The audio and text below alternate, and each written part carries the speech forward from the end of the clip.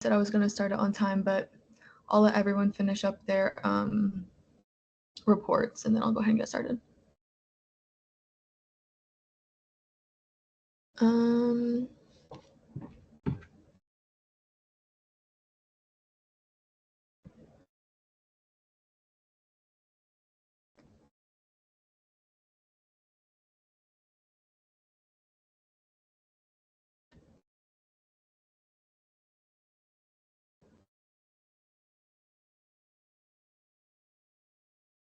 You want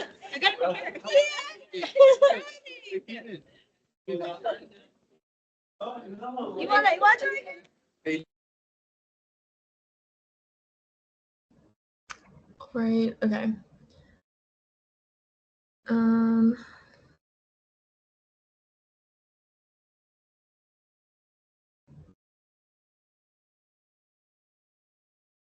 All right, just a reminder to everyone in the conference room, or everyone here, it's going to be a long meeting tonight. So be aware of that. Can you guys hear me in the conference room? Andrea, can you hear me? Okay, sounds good. All right. Okay, I'll go ahead and start, or let me make sure. All right. I call this meeting to order at 5:03 p.m. Roll call and verification of quorum, Chair Courts. Okay, Lazo, Present. Rachetta, Present. Lessman, Present. Corelli, Present. Levine, Christopher Levine, Stephen Levine, Lim, Present. Orset, Present. Kringle, Present. DeCara, Present. Butler,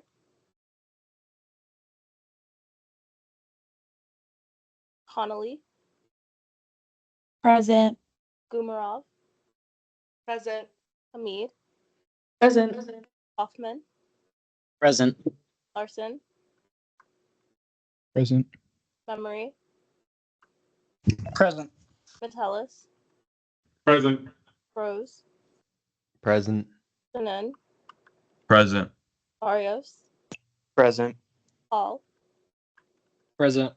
Altohaj, Present. Chalhan, Present. Naguib, Present. Wanjin, Present. Johnson,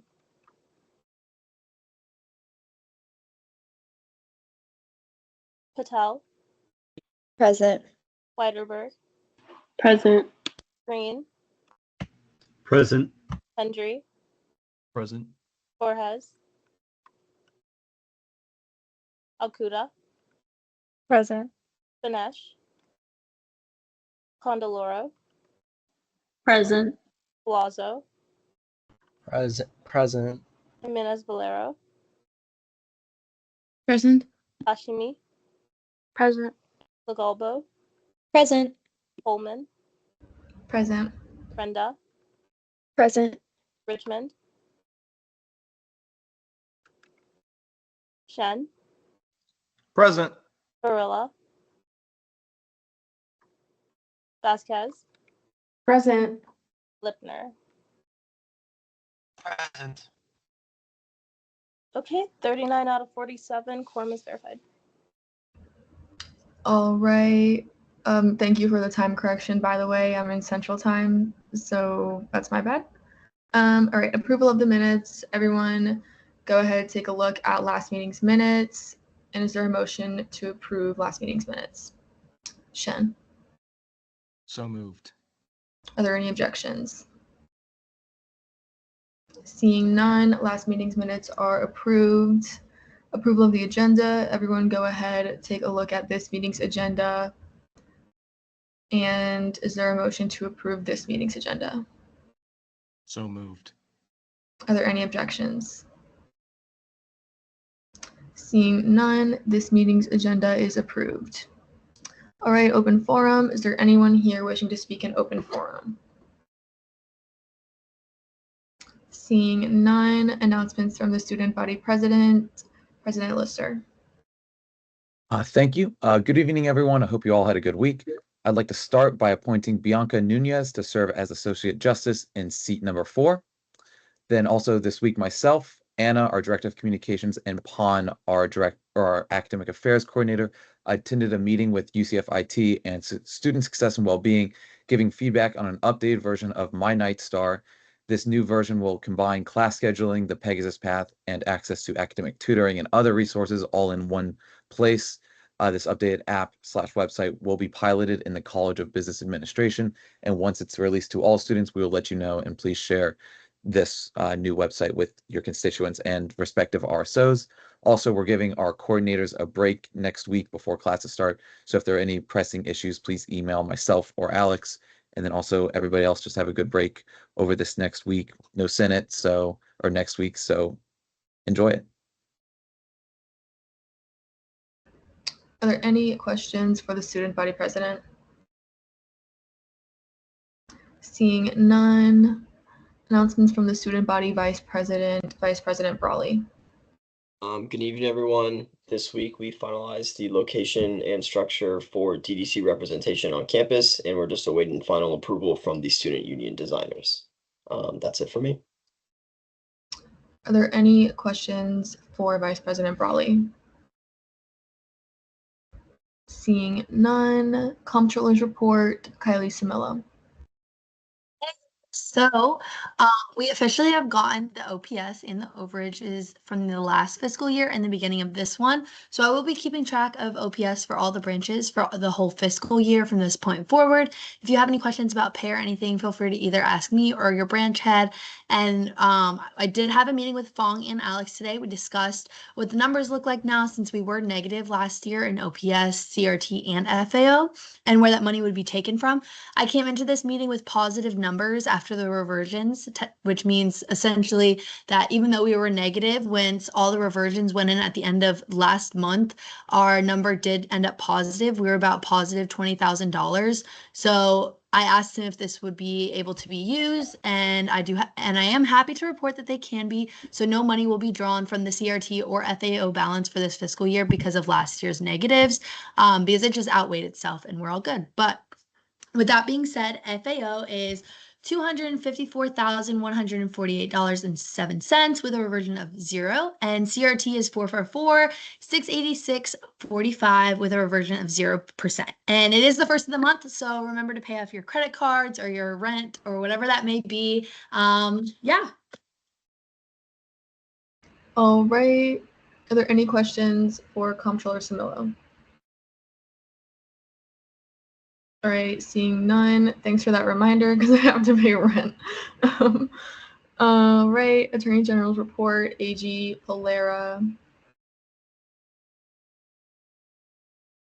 None. All right. Cabinet Forum. Looks like none. All right, announcements from the Chief Justice Rivera. I hope everyone is well and happy last meeting. Yesterday I had a great meeting with Dr. Frame where we discussed a lot of judicial initiatives. So looking forward to keeping in contact with her for those. Again, Judicial Retreat will be August 16th. We'll be covering a bunch of trainings and strategizing our initiatives for this year.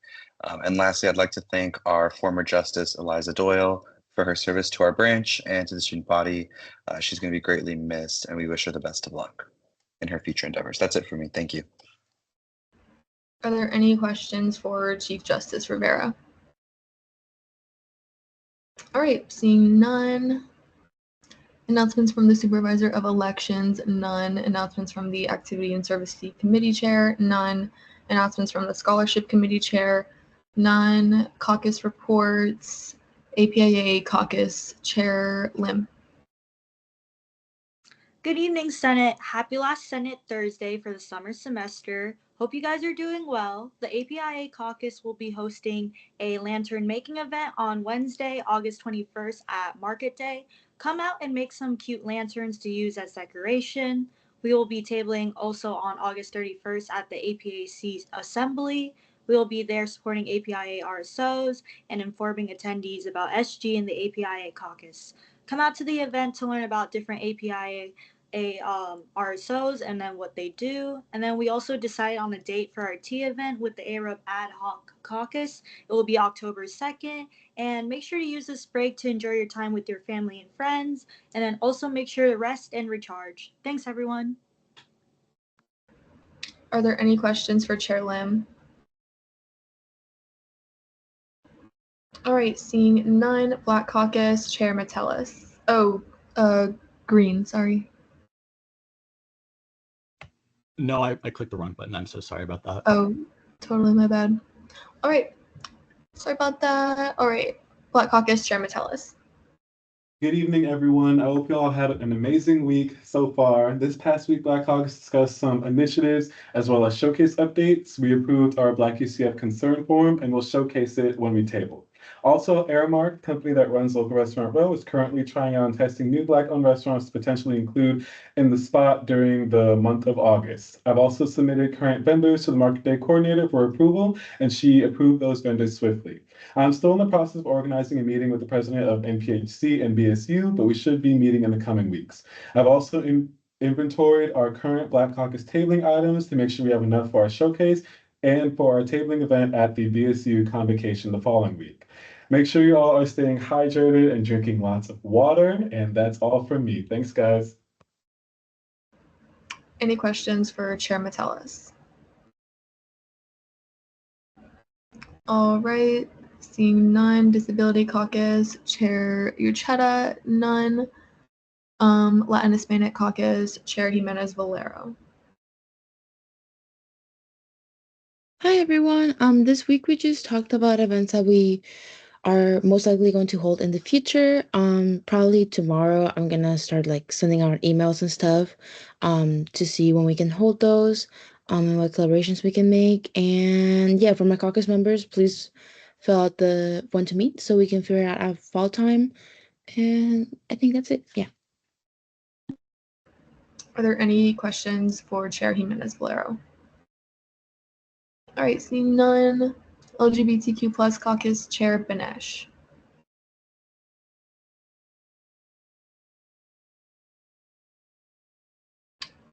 Oh, is L here? Green. Sorry about that. I can give the report on her behalf. So, All right. let me find it real quick. Okay, here we go. So, hi guys. Just a few all we did was send out a few messages regarding joining in fall. If you're interested in the caucus already, I'm sorry. Let me rephrase that. If you're already in the caucus, don't forget to fill out the when to meet. And that was it. All right, any questions regarding the LGBTQ plus caucus report? All right, seeing none, Military and Veterans Caucus, Chair Collazo. Hello, everyone. So if you're interested in joining the caucus or you plan on joining the caucus during the fall, please go ahead and fill out that one to me so I can go ahead and set up a time. Additionally, we are seeing the legislation that may or may not create the caucus executive board today. So please go ahead and take a look at that. I know that some of you mentioned that you wanted to make some changes during LJR, so please go ahead and do that. So we can have, I know it's going to be a long meeting, but have a nice, quick, long meeting. But anyway, that's it for me. Are there any questions for Chair Collazo? Seeing none, Women's Caucus, Chair Lazo. Hey, have a good, I hope everybody's having a good evening. I'm having some complications with booking a memory mall spot, it's being a little bit difficult. Thank you, football. So look out for some updates in the future from me about whether or not how that event's going to change. Other than that, here's the one to me for fall for those of you in the caucus and for those of you that want to join the caucus. Go ahead and fill that out as well, and that's it from me. Are there any questions for Chair Lazo? Seeing none, Arab Ad Hoc Caucus, Chair Al Kuda. Oh, was that a question? Sorry, Jordan. Yeah, sorry. It's hard to like put my hand up fast. Yeah, I just had a question for Lazo. Have you considered looking at having or doing this at the student union patio instead of instead of Memory Mall because that tends to be easier to book. Um, Not really, because like the patio isn't big enough to do an entire like movie event. That's more for like business type things. Or if I want to have like a little party or something. But based on like the screens and things that we wanted to have, I just don't think it would fit the parameters of the patio. So we're probably gonna be moving it inside some of the ballrooms. All right. Do you have a follow-up, Jordan? Hey, so, yeah, I said, sorry, the mic was muted. I said, no worries, just wanted to bring that up. Thank you. All right. All right, Arab Ad Hoc Caucus Chair Al-Quda. Good evening, Senate. Today we had a brief meeting. We just discussed resources to include on the link tree we're working on putting together.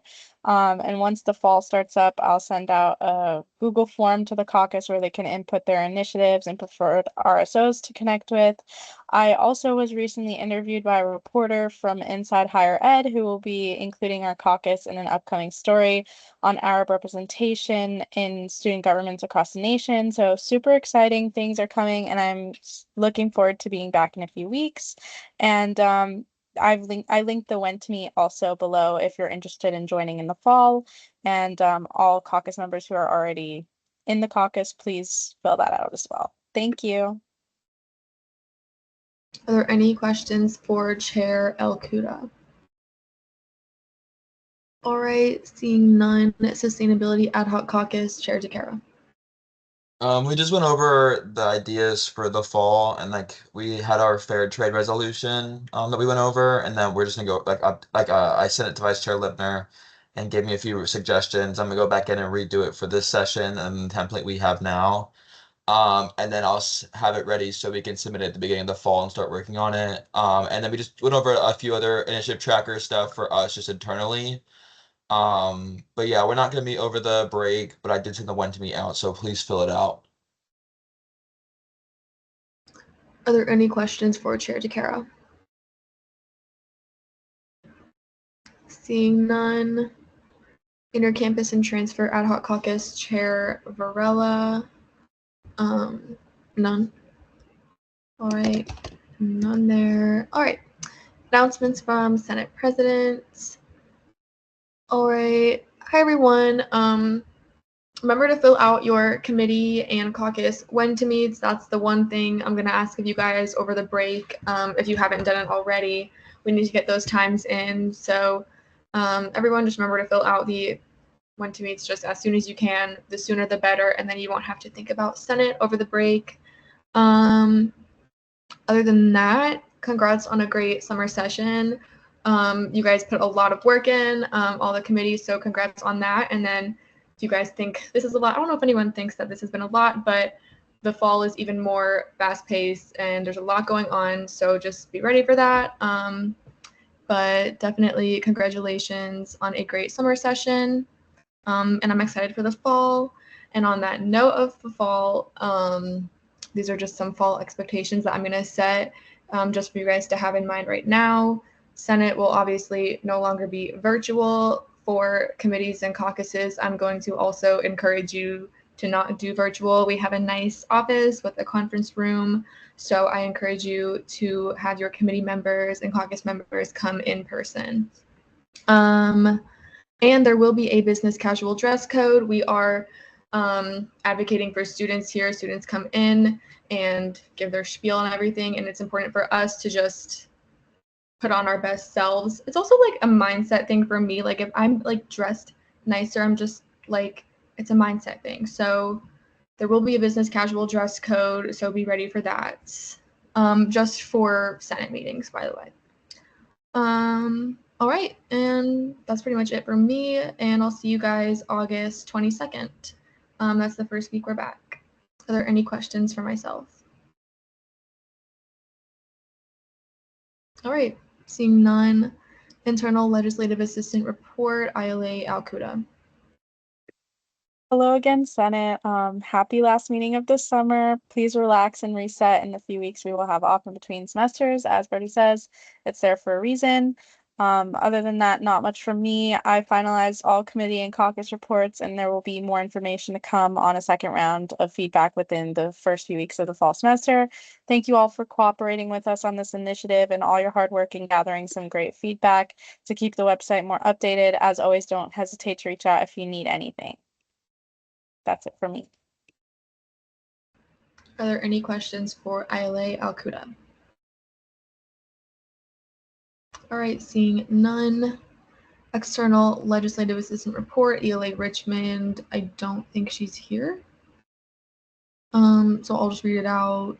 She just says to fill out the Google Forms for Dean meetings. All right, are there any questions regarding the ELA report or Dean meetings? All right, seeing none. Senate President Pro Tempore report, Pro Temp Morset. Hello, Senate.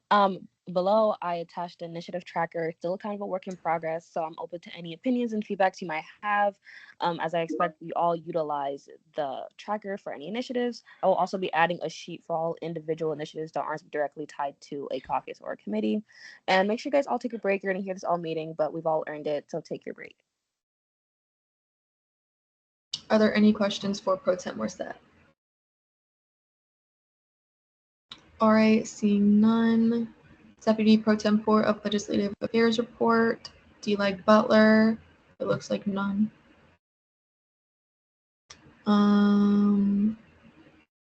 Deputy Pro Tempore of Senate Relations report, D. Lazo. Hey guys, nothing much from me. Fill out your want to meet and take your breaks. I would offer to show my dog. She's sitting with me, but this meeting's gonna be long anyway, so no. Are there any questions for D. Lazo? All right, seeing none. Old business, fiscal committee caucus time. CRT is going to have 20 minutes, so I recess this meeting at 5:24. We will reconvene at 6:24. We will reconvene at 6:44.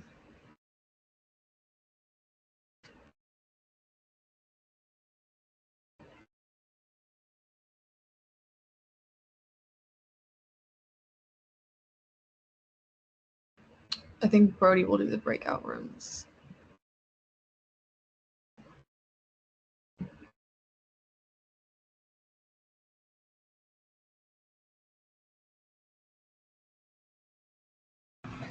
Yeah, I don't know. Teams seems to have gotten rid of breakout rooms altogether, or at least I can't figure it out. So just if you're not in the committee, shut up. All right, I guess that works. Cool. Well, I guess, Shen, do you have the minutes up? Would you like me to share my screen? Oh, no, you don't got it. As long as you've got them open, you're ready to Okay, sounds good. get rolling. Let me open it.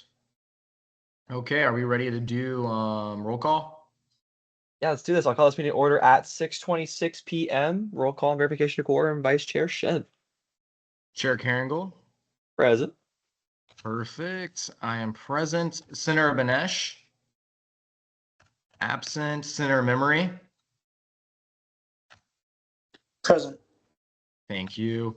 Senator Borges. Oh, he's no longer in the committee. I don't know why that's there.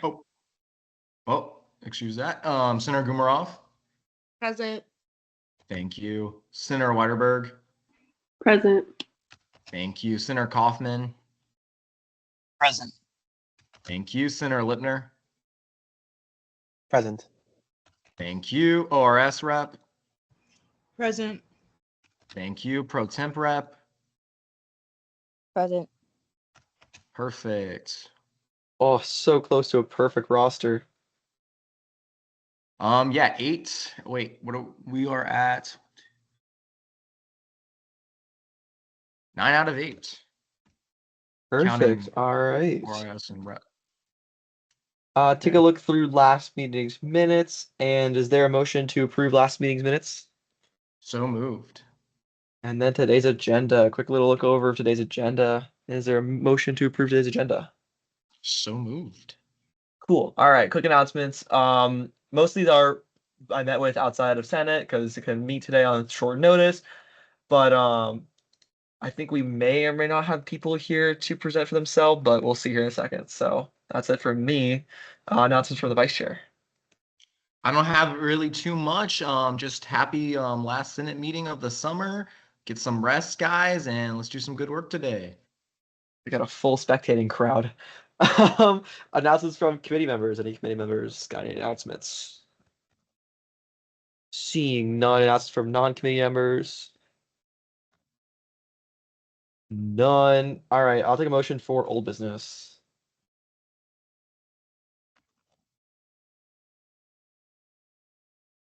Same here. If you got a motion, you just shout it out. It's all good.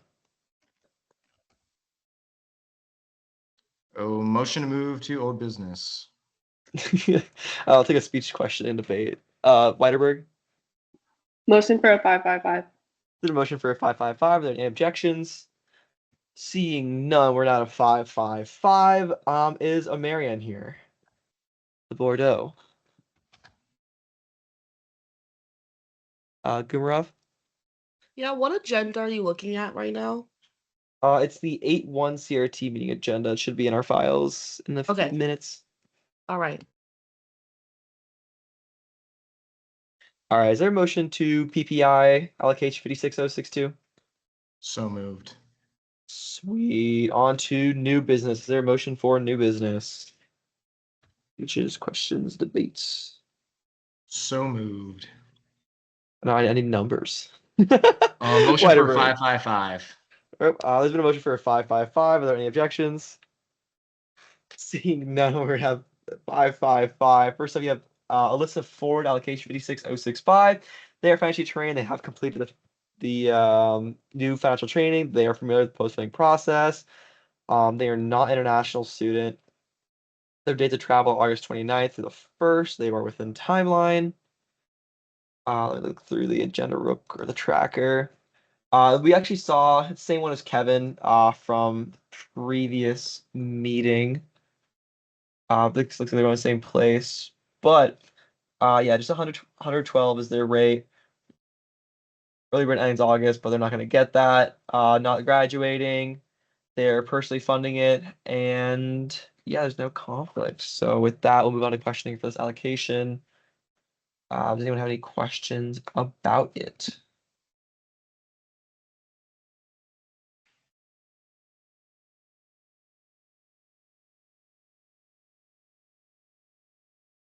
Weiderberg?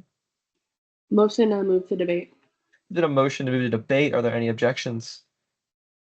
Seeing none, we're now in debate. Any debate on this allocation? Chen? Looking over it, it seems pretty good to me. I see no reason why to deny, so I'll be voting in favor, and I encourage you all to do the same. Perfect. And I'll go ahead and lower their approved allocation amount down to 125 because they're only requesting 112. All right, Gumarov. Sorry, that's exactly what I was going to ask if we were going to lower the rate. Perfect. Thank you for checking that. Any other debate? If not, I can take a motion to. Motion to move to vote. The motion to vote. Are there any objections? Seeing none, we are now in voting procedures. Check mark for yes, X for no, and a hand raise for abstaining.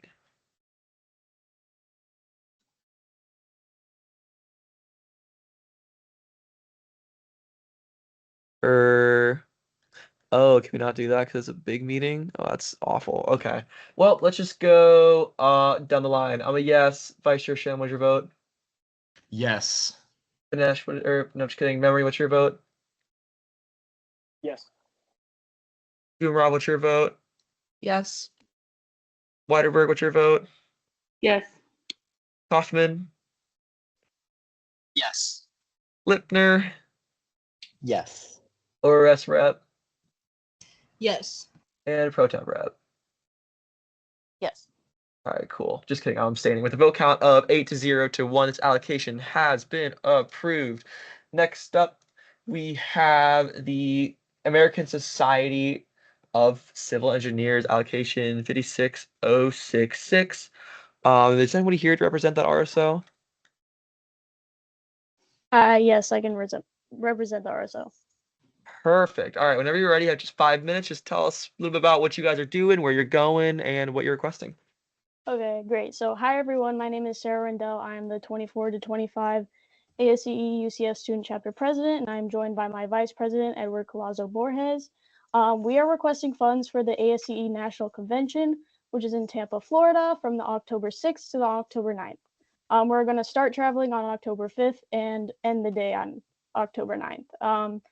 Our hotel total as of now is $874. I checked the numbers again real quick before this meeting, and we're at $876.28. And that's for 4 nights for 2 people. The registration total is $690 during early bird, which early bird costs $345 for 2 people, with the total cost being around $1,566. Additional funds will be covered by us. We are sponsored by many companies. Right now we have $3,982 in our bank account, and we need the funding by September 16th, 2024. We would learn about infrastructure protection, engineering leadership, technical tours, networking. There's an exhibit hall, and we will meet people on the national level of our ASCE. We also want to contribute to our annual report, which helps us be more eligible for awards on the national level. Thank you. All right, and with that, we are now moving on to questioning. Shen. 2 things. One, when you filled out the form, you have yourself requesting money for only 1 person, but you are requesting for 2, correct? Yes, we're requesting for 2. I caught that. The second part of the submission will have the 2 people listed at the hotel, which is the most important part for the 2 people. Awesome, awesome. Second, what led you to choose this hotel? Because I was looking at some of the rates, and there's some cheaper hotels available, like not like super cheaper, but like a few like $10, $20 cheaper. Yeah, there was concerns about safety. We wanted it to be close to the convention just because there is an early start around 7 to 7:30 a.m. We were looking at some more expensive options right by the convention, but those were way too high. They were like 300 to 350. So. Got it. You were off? Yeah, so I'm looking in the materials, and there's 3 separate costs that I saw for the hotels, at $850, and then around $870, and then around $890. So I was wondering, is the $890 the updated price as of right now, or are they based on different room rates, or how does that work? Yeah, those are different room rates, so we ended up picking the middle number out of all those numbers, but I just wanted to give a few extra numbers so you guys could see like where the rates were at the hotel at the time. Okay, so for that 876 and 2 is for what kind of room? It was just a regular, let me pull it up. It's just a regular room with a queen bed and a pull-out couch. But yeah. Okay. Yeah, I think it had a pool view, but other than that, it's nothing insane. So. Does your RSO have 2 financially trained officers? Yes, we have 4. All right, and then how did you select the 2 people? Yeah, so that would be me and my vice president. We know we had to bring 1 person to be eligible for the annual report, but because of the allocation and our financial standing, we think bringing 2 people would be great, with concerns about safety and just to bring all the knowledge we can back to our RSO.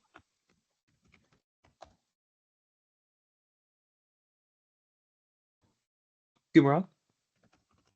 Yeah, so the lodging cost is $876. So are you requesting a total of $1,566? Is that the correct number? No, we were requesting amount of 1,500 or yeah, 1,500. Okay.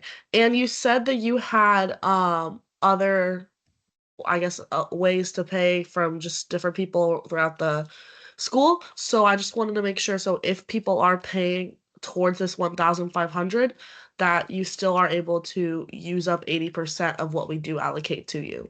Yeah, so this will be our main way of funding the whole thing. I think I read on when I was doing my research that the allocation is for $1,500. So that's kind of where we targeted our price range at.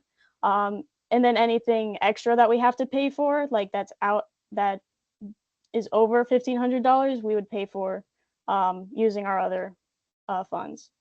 Okay.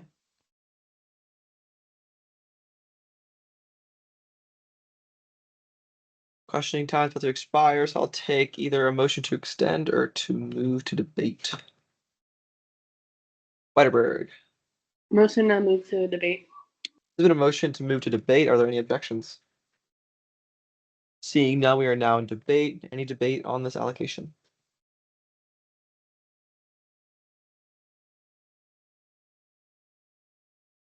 Umarov. Yeah, I think the numbers look reasonable. I don't know if it's really the best use of time to try and find, a cheaper hotel depending on just a couple $20-$30. Either way, it's gonna be just because it's Tampa, it'll be a little bit expensive, but I think it's a good conference and we should vote in favor. Any other debate? If not, I'll take a motion.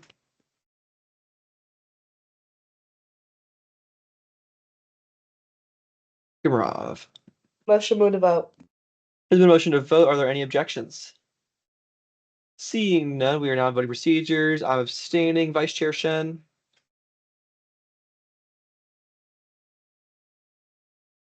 What was it?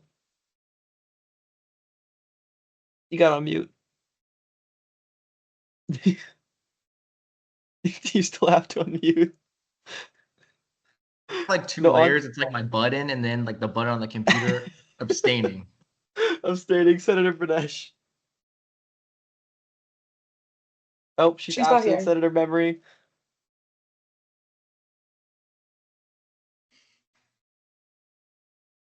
Give me a yes, no, or abstain, Memory. Sorry, yes. Cool. Gumarov. Yes. Weiterberg. Yes. Hoffman. Yes. Lipner. Abstain. ORS Rep. Yes. And Pro Temp Rep. Yes. All right. 5-0 to no 6. Yeah, 6-0 to 3. This allocation has been approved. By next Wednesday, an accountant should reach out to you. If not, get back in contact with us. Do you have any questions? No questions, thank you. Perfect. Thank you for coming out on such short notice. All right, moving along now to allocation 56067, Christopher Bellingham. Thank God, did he have stuff already written in? Yeah, perfect. All right, so yeah, they use financially trained, familiar with the post-funding process, not international student, traveling in September, so no issues with timeline. Those are their costs there. The early bird is August 23rd, so there should be no issue with that. We don't have to move that. They are not graduating anytime soon. They are getting other funding from their department, and there is no conflict. All good within timeline. Let's see. Yeah, he had a question about post funding, but I answered that for him, so he's good. All right. With that, we're moving on to questioning. Are there any questions? Chet. I actually had quite a few questions about this one. So I was looking for the registration materials. This is 67, correct? Yeah. Yeah, I was looking for the registration materials he submitted, and there's actually an earlier, cheaper online registration. It's by like $10-$20. That doesn't start until the 24th. So I wasn't sure exactly why he couldn't do that one, and he wanted to pay in person. 2, I noticed his room is a double bed, and that there's a standard room option. And I was just wondering if the price he was being offered was like a convention special, just like a lot of little like technical details, but just things I noticed. Gotcha. Yeah, for the registration, I know you asked that earlier. I did text him and I didn't get anything. He didn't email back about that, but from what I'm seeing for the registration rates on here, the student non-member rate is that 165 he's asking for. Let me go back and do you mind if I go back and look a second? Yeah. Gumarov? Yeah, I was gonna say, so I'm looking at his flight tickets, and I'm not sure if I'm like reading it correctly. Maybe it's just information, but I'm trying to make sure his tickets, like he didn't purchase a bag on top of it that he's like asking money for. Gotcha. It doesn't look like it's saying the fare itself is just 201. There's usually an extra for baggage. As long as that fare itself says 241, yeah. Looks like he should be good there. Yeah, it's just like the screenshots are so hard to read sometimes.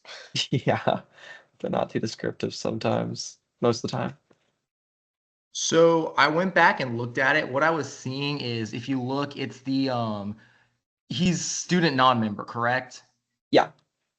Okay, yeah, I see there's the okay, I'm sorry. I was looking at he's doing the on-site registration, correct? Yeah. And he has that's priced at I'm sorry, I can't get to the tracker right now. What do you have that priced at? 165 for registration.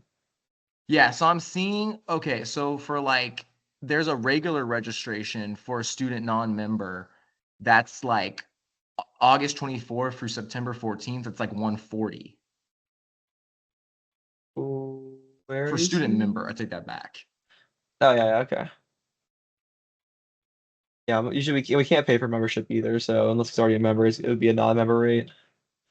Okay, but no, I'm like the non-member rate is cheaper than because he has 165 as his rate, but that's for a student member for the on-site registration. Student non-member for registration is 215, it's saying.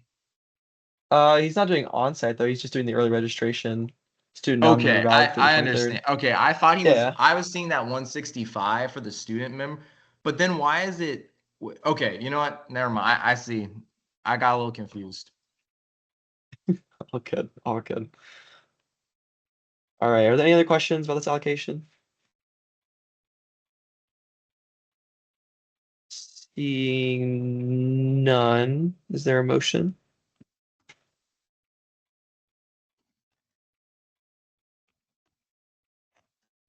Motion to move to vote. Debate. Been a motion to move to debate. Are there any objections? Seeing no, we're now in debate. Any debate for this allocation?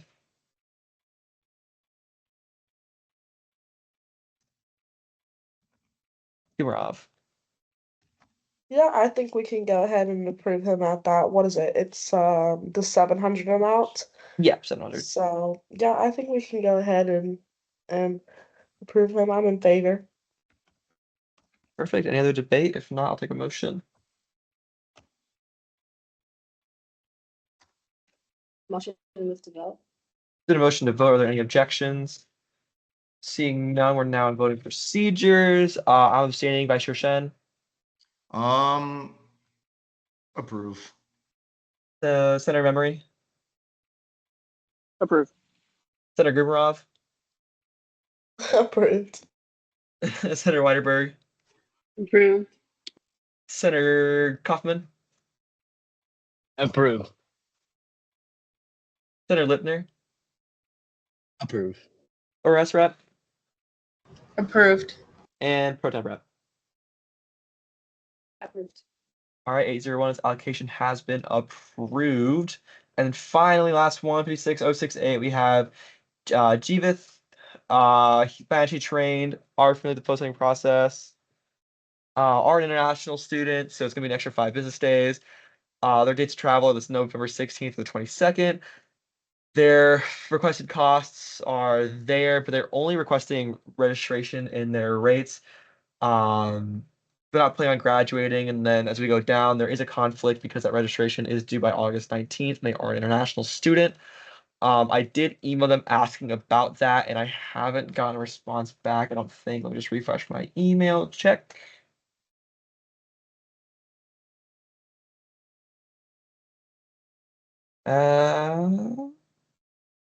Nothing. Okay. With that, we'll move on to questioning. Gumarov.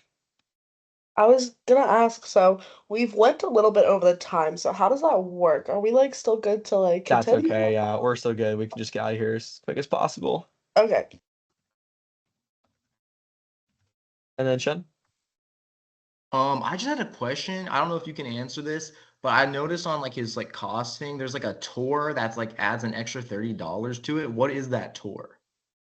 Not sure, but if it's something that's an additional, we can't pay for that. Okay, yeah, it's like an extra $30 and it's like in his total, but yeah, thank you for answering that. Yep. One thing I'm gonna say, if he is requesting registration and we can't cover that by the 19th, what we can do is postpone his allocation and see possibly his lodging and travel when we get back because his travel date is so far in November. So I'm just gonna go ahead actually, and is there a motion to postpone allocation 56068? So moved. Are there any objections? I was also gonna say, so he also doesn't have like any materials for his travel or like lodging costs. So Gotcha. Okay. Is that an objection? Are there any objections for no, postponing this that was just allocation? me adding. I agree. Okay, thank you. All right, well, with that, it's not postponed. Member discussion. Is there any members wanting to discuss anything? Seeing none is any business. Is there a motion to adjourn pending final roll call? So moved. moved. Cool. Same as initial. I adjourn this meeting at 6:48 p.m. Awesome.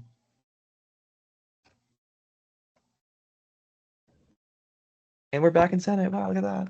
Crazy. All right. All right. Assuming everyone's all right, so I'm gonna go ahead and start up again.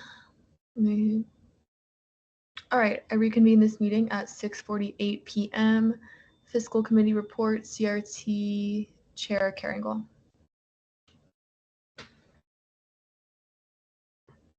Wow, crazy. I feel like we just talked. Anyway, if you are interested in joining CRT this fall, we do have the when to meet on there. Feel free to fill it out and come join us. But this week during committee, we approved 56050, 057, 59, 60, 65, 66, and we saw fiscal bill 5606. We approved that. We postponed allocations 56064 and 068, and we PPI allocation 56053, 058, 061, 062, and 063. We denied fiscal bill 5605. All right, are there any questions for Chair Carringle? All right, seeing none, FAO Committee, Chair Larson. Great meeting today. We postponed 5611, 5612, and we approved 5613, 5614, and 5616. Are there any questions for Chair Larson? All right, seeing none, ORS Committee, Chair Rose. Short meeting today. We saw internal bill 5606 and approved it on first reading. Are there any questions for Chair Rose? Seeing none, I'm also going to remind everyone who is in a room together to just be respectful of everybody else. Fiscal legislation, notice of legislation on first reading, none. Notice of legislation on third reading, fiscal bill 5604. Funding for 15 members of Neuroscience Alliance to travel to the Society for Neuroscience, SFN, in Chicago, Illinois, from October 5th, 2024 to October 7th, 2024. Chair Carringle.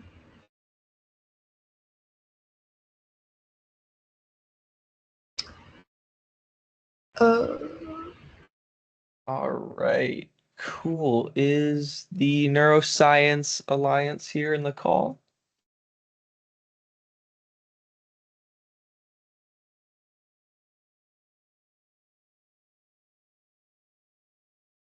Okay. Let's see. Yeah, all these numbers that were proposed to us on, is this the third reading? Yeah, okay. Yeah, all these numbers were the same as we saw last time. Nothing's changed, so we are cool to move forward for all I know, and I'll use the rest of my time. All right, we're now online for questioning. Are there any questions for Chair Carringle? If not, I'll take a motion.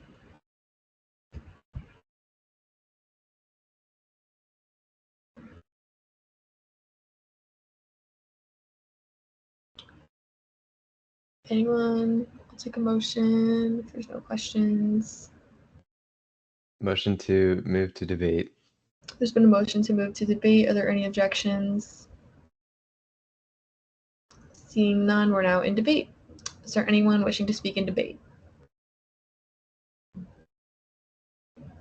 If not, I'll take a motion. Can we see Brody's amendment?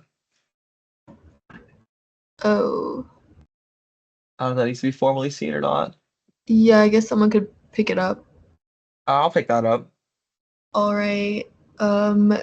There's been a motion to see Chair Carringle's amendment. Are there any objections?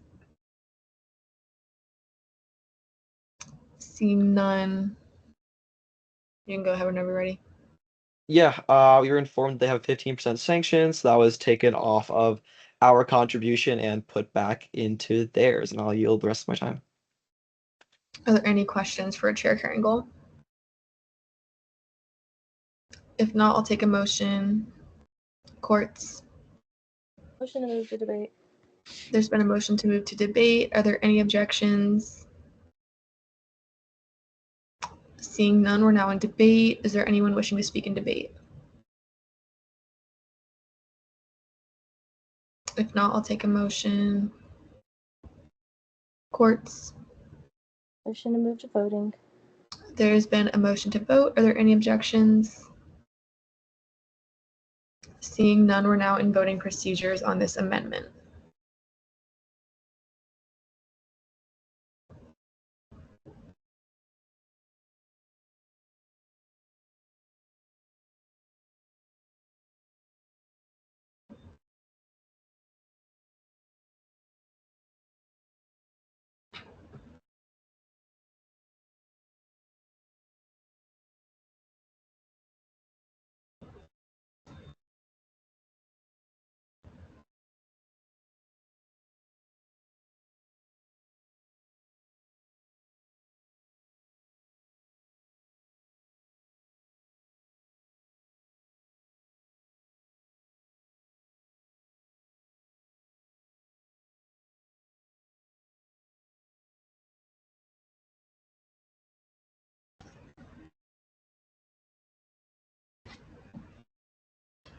All right, with a vote count of 34 to 1 to 2, this amendment passes. We're still in debate. Is there anyone wishing to speak in debate? If not, I'll take a motion.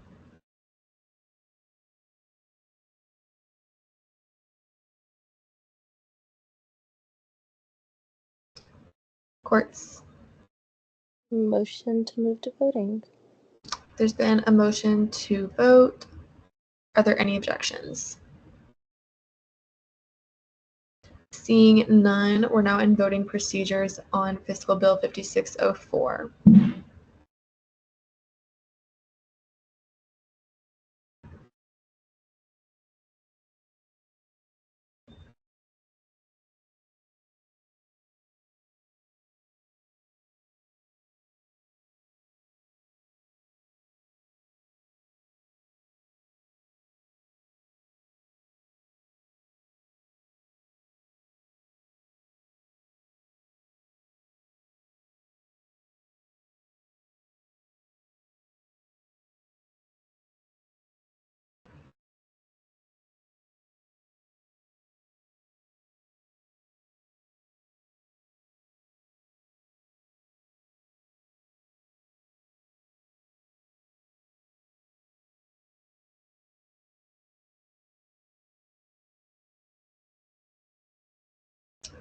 All right, with a vote count of 34 to 1 to 2, Fiscal Bill 5604 passes on third reading. All right, Fiscal Bill 5607, funding for Night Rider Motorcycle Club to host the Night Riders Fall Track Weekend at Jennings GP, Jennings, Florida, on September 28th, 2024. Chair Larson.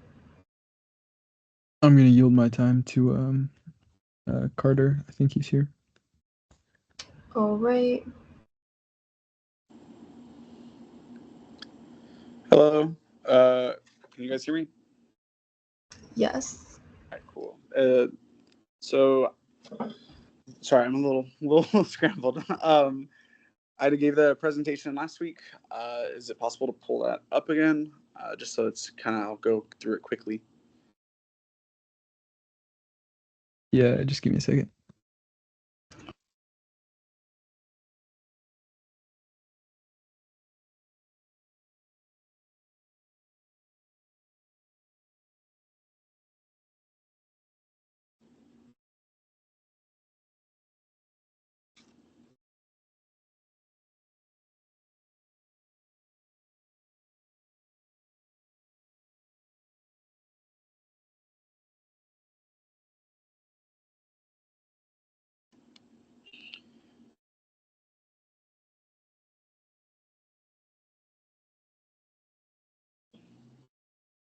All right, cool.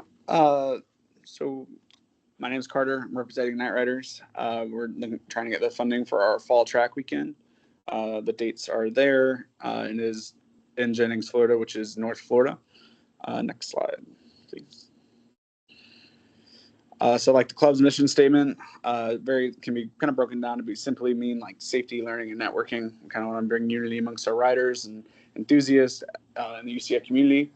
We also have our group's kind of large of not we just like to represent like safety, and we try to give our students the most opportunities to learn and to network and like meet potential like job opportunities and things like that. And part of how we do that is these events where we can safely train and have our students interact with coaches who have been doing this kind of stuff for over a decade. Next slide.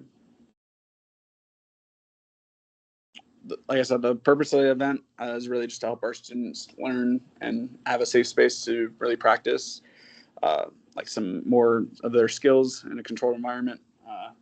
Doing this kind of thing on the street is not exactly ideal because there's a lot of different variables versus when we have like a whole track like this. It makes it really easy for the coaches to be very specific and work with students on it's usually like 1 to 2 or 1 to 3 student ratio. It depends. But it also helps students to kind of take that like need for speed attitude off of the street and kind of give them like where to go and have fun, but also like learn and try something different. Next slide. This is a little video. I won't go through it today. I know there were some issues with the audio last time. It is just some words from our coaches. If you are interested, I think you guys should be able to find it in y'all's notes or something. But if not, definitely we will be at a bunch of the Market Wednesdays this semester. So feel free to like swing by, and I will more than happy to show you these kind of videos and like more specifics there. Oh, and he just swung in the chat. That's perfect. Next slide. So the overall like requirements to like get on the track is obviously having a motorcycle that's in well-maintained condition, having their students use their own motorcycles. There's a lot less liability issues, and there's also like more comfort in the students to have like learning the techniques on their bike. Just feels more comfortable, and you're not as worried about everything when it's your bike. It kind of sounds weird, but and like I said, there's the safety precautions. We try to ensure like all the gear is like there, and we have our coaches and stuff too. Next slide. Total like funding breakdown. The total cost for the weekend is $10,800. $8,500 of that is the track rental. We do rent out some equipment for our students to be able to try and experience this without having to. That way they're less worried about like the safety gear and they can still try it. And then we do ask for extra coaching just to ensure that we have like the most optimal student to coach ratio, and so that our students are getting the kind of experience that they're not going to find anywhere else. And so we are asking the SGA for half of that, which is the $5,400, and that is all. Thank you. All right, we're now in line for questioning. Are there any questions for this RSO? Banesh. Present and voting. Senator Benesh, present and voting, so noted at 7:01 p.m. Are there any questions for this RSO? Metellus. Motion to move to debate. There's been a motion to move to debate. Are there any objections? Seeing none, we're now in debate. Is there anyone wishing to speak in debate? Metellus. May I retain? No. Yeah, I think this looks great. I really do love that they're doing this for motorcycle enthusiasts and allowing them to practice their art in a safe environment. And I will be voting in favor and encourage you guys all to do the same. Thank you. All right, Shen. I'll also be voting in favor. I really appreciate the thoroughness of the information they apply. They like broke everything down for us. And also I think it's a good event to, for them to get out there, and I encourage you all to do the same. All right.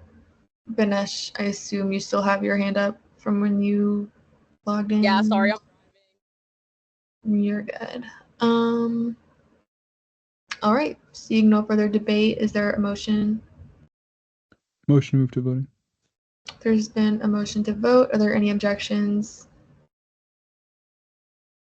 Seeing none, we're now in voting procedures.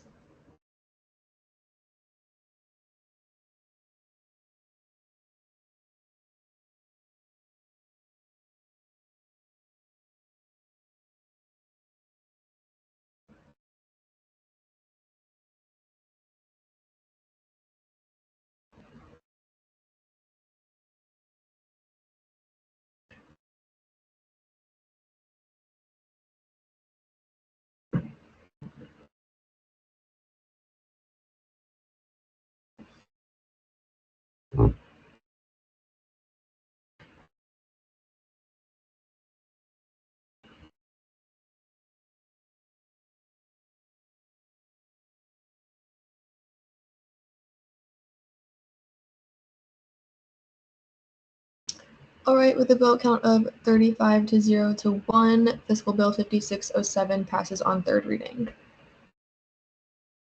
All right, Fiscal Bill 5608, funding for Chabad Jewish student group to host high holidays at Chabad at UCF on October 3rd, 2024. Chair Larson. I don't believe the RSO could make it out today, so I'll be presenting for them, but I have got a PowerPoint to present.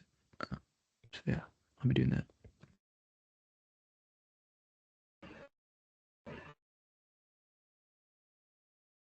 Okay. This is the Chabad Jewish student group. Same people as last time. This is the history of Chabad. They were founded in spring of 2007 at UCF. Their mission, super long statement, is basically to bring Judaism to all students at UCF. They're not a closed doors RSO at all. They're open to everyone, and they just want to spread their faith with as many people as will listen. They are a huge RSO. They have 1,000+ members. They do all kinds of fundraising. This is the kind of stuff that they contribute to the UCF community. As you can see, this RSO does quite a lot.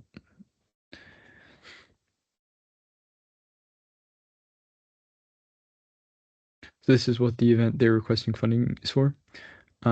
It's the High Holidays Dinner. It's October 3rd and 4th in 2024. And, it's a celebration of this holiday. And it'll be hosted at the Chabad House at UCF. This is the cost breakdown. Yeah, this is, we should have seen this last week on the bill. And then this is how they plan on promoting it. They do a lot of social media, and they plan on printing out some flyers, tabling, and somehow involving Greek life. So this is just the last little summary. Everyone's welcome to come to this event. no person should feel like they aren't accepted there. And the RSO wants to make that known. They've been getting funding from ST for quite a while, and they have a flawless reversion record. And they would like to thank Senate for all of their support. So with that, I yield the rest of the time. All right, we're now online for questioning. Are there any questions for Chair Larson? If not, I'll take a motion.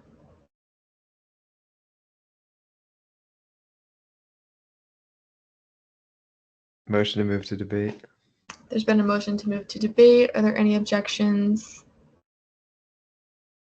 Seeing none, we're now in debate. Is there anyone wishing to speak in debate?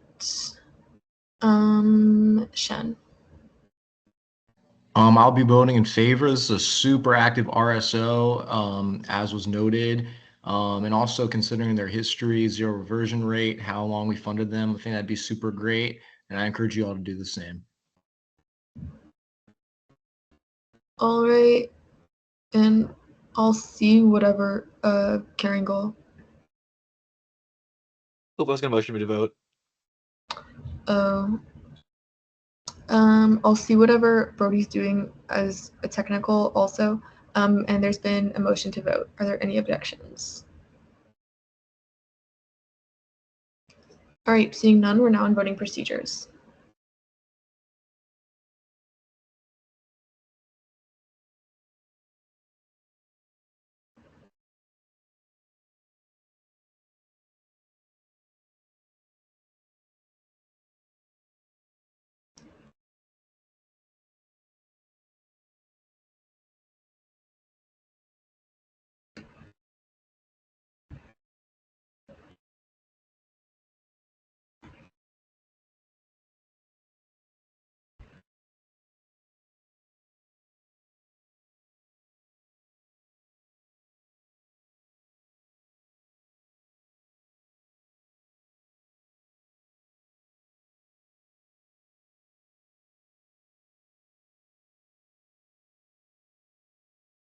All right, with the vote count of 35 to 2 to 0, Fiscal Bill 5608 passes on third reading. All right. Motion to see the next two fiscal bills as a block. All right, there's been a motion to see Fiscal Bill 5609 and Fiscal Bill 5610 as a block. Are there any objections? Is it an objection, Metellus? Yes. All right, Larson, do you withdraw? No. All right. I'm not super clear on the new process for Procon. If anyone wants to help me out here. Hold on, let me pull it up. Yeah, Brody, I forget how this works. I don't know. Sorry, I'm going to look it up just to be sure. Okay, me too.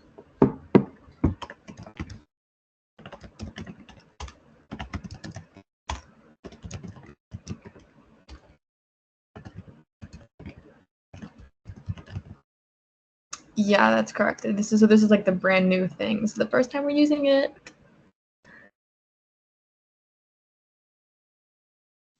Okay, so 2 minutes each, the objection first, and then the originator of the motion, and then you all get to debate for 5 minutes before making your vote. Okay. All right, so Metellus, you have 2 minutes. I just personally think that these are all different fiscal bills, and I get that we're trying to be timely here, but we should be able to see them individually since they're all like, different stuff that we have to talk about. So yeah, that's why I object. I mean, yeah. All right, Larson, you have 2 minutes. These two bills are by the same RSO. They're basically asking for the same thing. If you open both fiscal bills, they're both just asking for what can be, construed to be parts. The only difference and the reason these aren't just one fiscal bill is because they are for two different projects, but the projects are very related. I mean, one's for building an airplane, one's for building a rocket. There's nothing much more that you could look into it. So yeah, for that reason, I mean, if we're gonna approve one, then there would be zero reason why we wouldn't approve the other. And if we're gonna approve or deny one, there's zero reason we shouldn't deny the other because they're fundamentally identical. I yield the rest of my time. All right, we now have 5 minutes for debate time. Let me get my timer ready. All right. I'll go with Hamid. I'm so sorry. I'm in the same room as Jordan. He wants to say something. Yeah, I'll withdraw. It's okay. We can just do it together. Okay. All right. Well, at least we know how to do it now. It's 2 and 2 and then 5. Okay, great.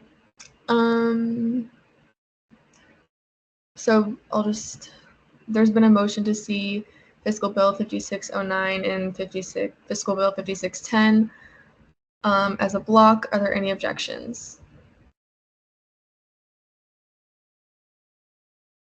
Seeing none, Chair Larson, whenever you're ready. So these two bills are for the American Institute of Aeronautics and Astronautics to begin a project with aviation in aviation design and rocket design, respectively. They expect these projects to affect 70 plus students, where they'll gain skills in CAD software and using their in-class learning in the real-world environment. So they find these projects very crucial to give students the kind of experience they need to move on past university to go land some nice jobs. So yeah, with that, they're just requesting money for parts. So yeah, I yield the rest of my time. All right, we're now online for questioning. Are there any questions for Chair Larson? Oh no, I just raised my hand. If there are no questions, I'll take a motion. Courts. Motion to move to voting. I could half hear that, but I think it was motion to move to debate. Are there any objections? Seeing none, we're now in debate. Is there anyone wishing to speak in debate? If not, I'll take a motion.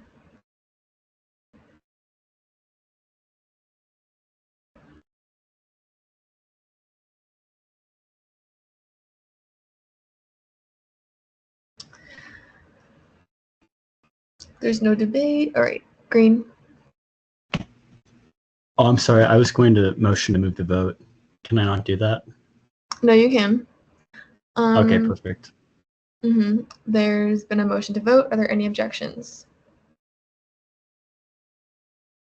All right, seeing none, we're now in voting procedures on Fiscal Bill 5609 and Fiscal Bill 5610.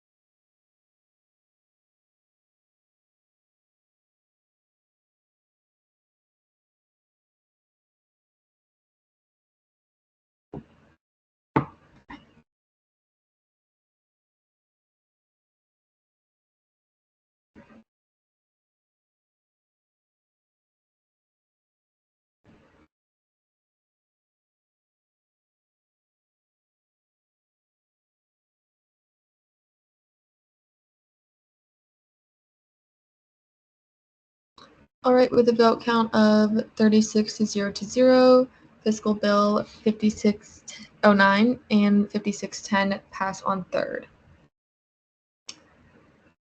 All right. Notice of legislation on second reading, Fiscal Bill 5605, funding for 20 members of students for the exploration and development to travel to the Space Vision Conference in Denver, Colorado from October 3rd, 2024 to October 5th, 2024. Chair Carringall.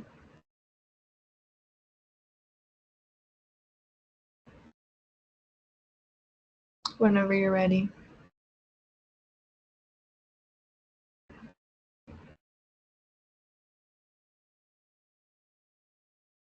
Can you guys hear me?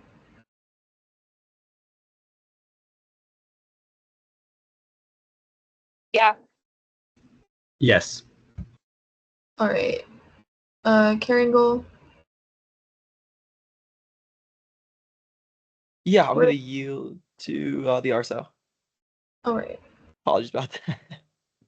I could not find the unmute button. Yeah, is the representative for SWE here? I saw them in here earlier. Hi, Yes, yes. we're both here. Perfect. Yep, whenever you guys is ready. Okay. Hold on a second, Adam. We're seeing 5605, not 5606.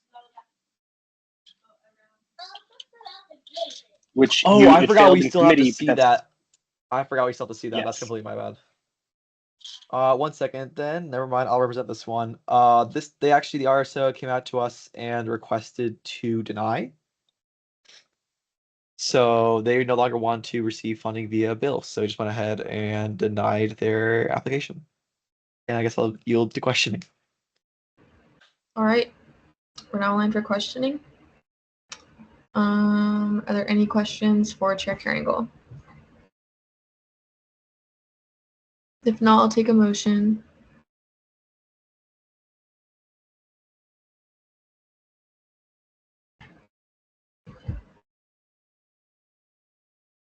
Courts. Motion to move to debate. There's been a motion to move to debate. Are there any objections? Seeing none, we're now in debate. Is there anyone wishing to speak in debate? If not, I'll take a motion. Metellus. Vote. There's been a motion to vote. Are there any objections? Seeing none, we're now in voting procedures.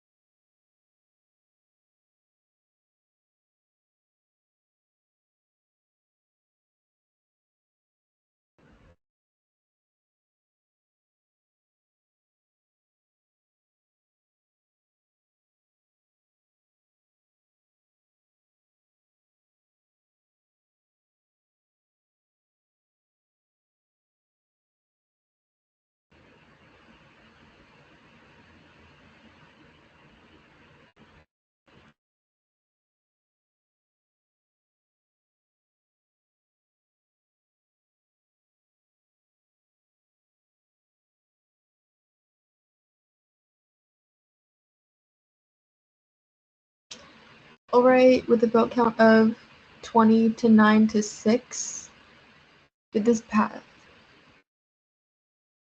Yeah, so this bill passed. So for those of you that may have gotten distracted, the RSO did not request funding anymore, and you all did choose to pass it. So just something to consider before you see it on third reading. All right, so with a vote count of 20 to 9 to 6, Fiscal Bill 5605 passed on second reading. All right, guys. All right, come on. Okay, we're not gonna do the chat right now about this. We'll revisit that. Just remember to pay attention. All right, Fiscal Bill 5606, funding for 33 members of Society of Women Engineers to travel to the WE24 in Chicago, Illinois from October 24th, 2024 to October 26th, 2024. Chair Caringle. Okay, now I would love to yield to Sweet. Hi, thank you. I have some slides, so I'm just going to share my screen really quickly.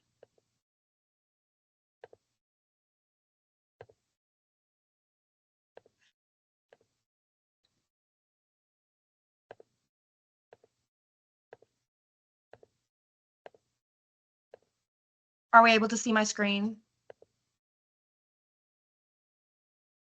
Yep, we see it. Okay, lovely. Okay, so just a little overview of what I'm going to go over is, who we are as SWE, what is WE24, the cost breakdown of this trip, some information about our attendees, and a little summary of everything.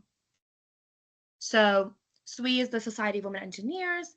We are the biggest organization for women in engineering on campus. And overall, we're pretty much a professional development club.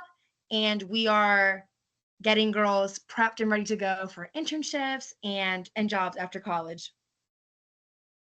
So WE24 is the National SWE Conference, which offers opportunities to network and do on-site interviews and possibly on-site hiring for either internships or full-time jobs. The conference this year will be at the McCormick Place in Chicago, Illinois. The conference itself is from October 24th to the 26th, and SWE will be traveling from the 23rd to the 27th, so the day before and after. This is a cost breakdown of the trip. Here is a little clip from our Excel sheet, and I'd like to note that SWE is aware of the post-funding policy, and we have 4 officers that are financially trained, and they are listed in the slides there. Here is a breakdown of the registration prices. The picture on the right shows how the early bird collegiate SWE member price does increase after September 1st, and we are hoping to secure the early bird price, which is $225. As for travel pricing, here is some screenshots to show the options of flight that we have seen, to show the different rates that are out there. These are including the times of the flights that are to and from Chicago for the days that we need. And here is a screenshot of the lodging prices we're looking at. This hotel room right now has been reserved, but no payment has been collected thus far. We just have, it's just saved in our name right now.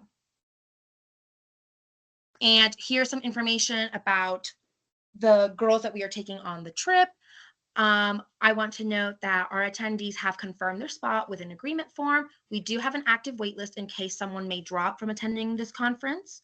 All of our students are active UCF students. There are no graduate or international students included in our 33 attendees. And all of our SWE members have had the ability to apply for this conference via an application that was open for over a month, and members were chosen based on their involvement with the club and responses to questions regarding UCF SWE.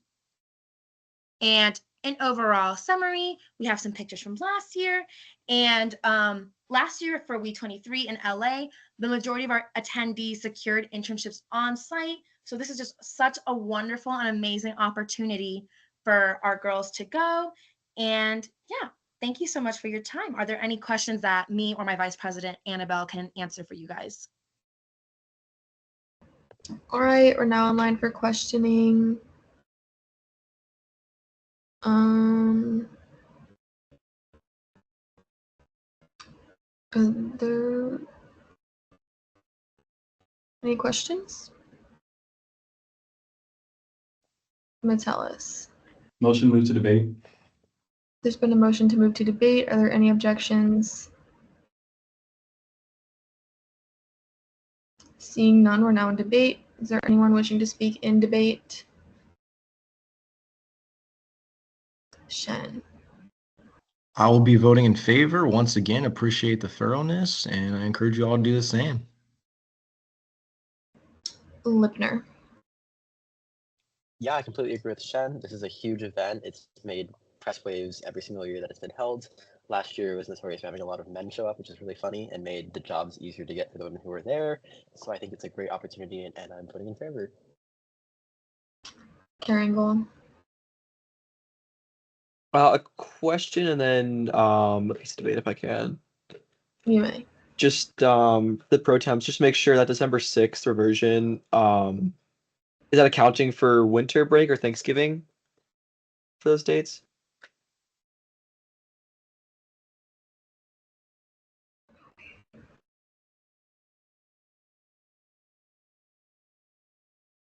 If anyone in the pro temps office can answer that. Danny or Elise. You guys can answer that.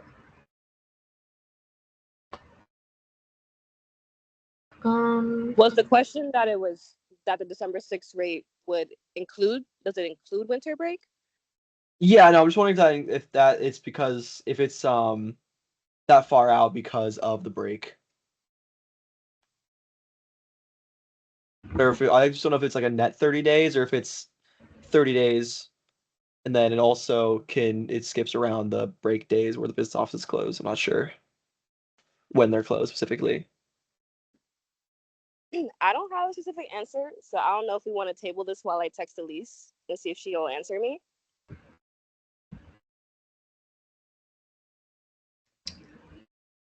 All right.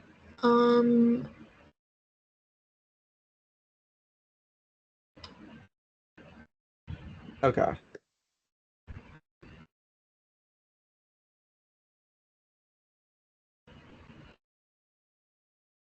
Okay.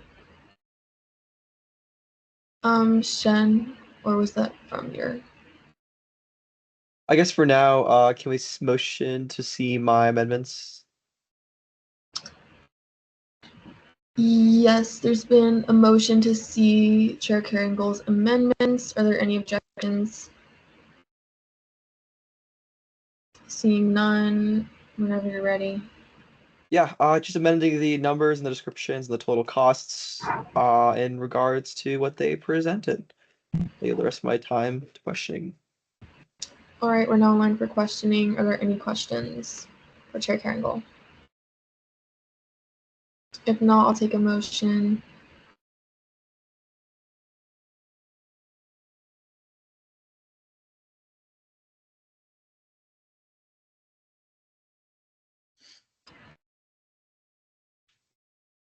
All right, courts.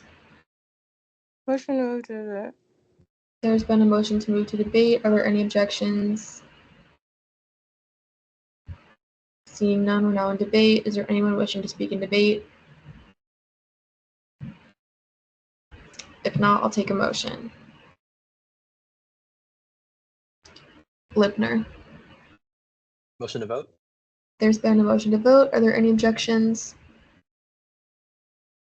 Seeing none, we're now in voting procedures on all of Chair Carringle's amendments.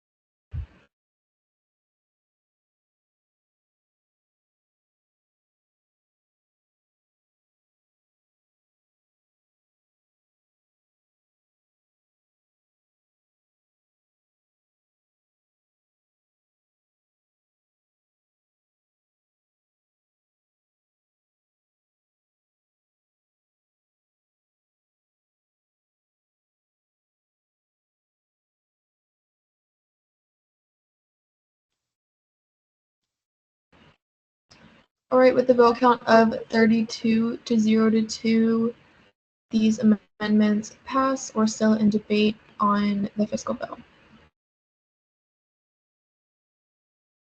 Is there anyone else wishing to speak in debate? Marcette. Okay, so Elise didn't answer me, but I did calculate it myself. I don't know why it's all the way in the reversion date's all the way in December, because that's more than 30 days. So it should be pushed back, but I can't edit it because I'm on my phone right now. So I don't know if Chair Kringle or someone else is able to edit the reversion date.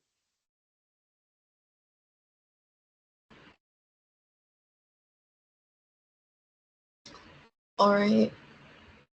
And I'll see the number change and then therefore be it enacted. I'll see that as a technical since we already voted on the number change.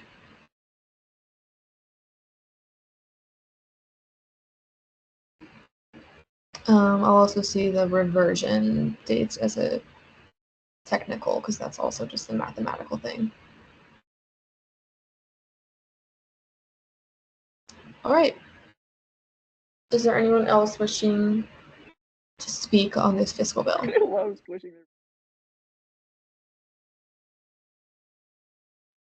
All right. Is there anyone else wishing to speak on this? Now I'll take a motion.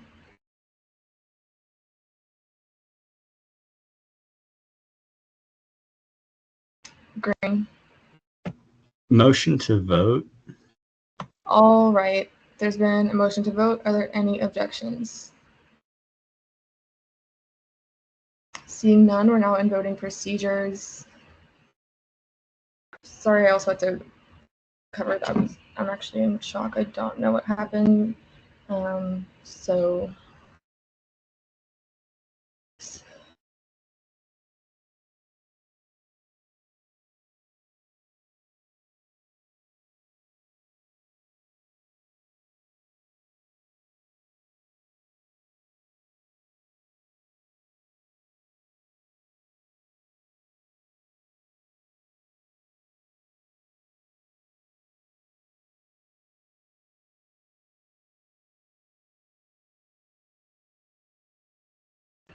all right.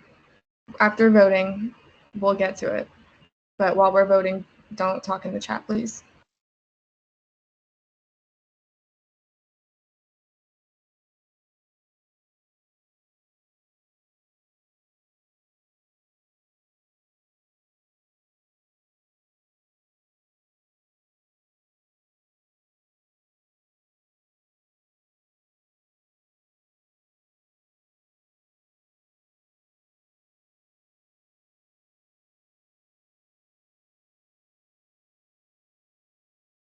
All right, with a vote count of 34-0, fiscal bill 5606 passes on third reading. All right. I'm really sorry to those of you personally affected by that. That was obviously not okay. Oh, second reading, I'm sorry. Passes on second reading. That was obviously not okay. That is 100% against decorum. We will be dealing with that shortly. But for right now, we're just going to get through this really quick. All right. Is there a motion to see Fiscal Bill 5605 and Fiscal Bill 5606 on third reading?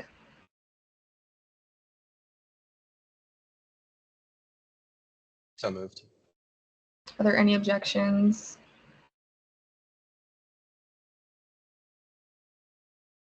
Seeing none, these will be seen on third reading. Is there a motion to go back to notice of legislation on third reading? So moved. Are there any objections? Seeing none. All right, we're going to start with Fiscal Bill 5605, and please remember to pay attention when the author tells you to deny or pass. All right. I don't know if all right, Fiscal Bill 5605, funding for 20 members of students for the exploration and development to travel to the Space Vision Conference in Denver, Colorado from October 3rd to 2024 to October 5th, 2024. Chair Karen, whenever you're ready. Hey guys, yeah, again, the RSO has asked us to no longer pursue funding through a bill, so we should deny this allocation and vote against it. I yield the rest of my time to questioning. All right, we're now online for questioning. Are there any questions? If not, I'll take a motion. Green. Yes, just to reiterate, we are voting against this bill, correct? That is what the author said. Yes. Perfect, thank you. All right, anyone else have any questions?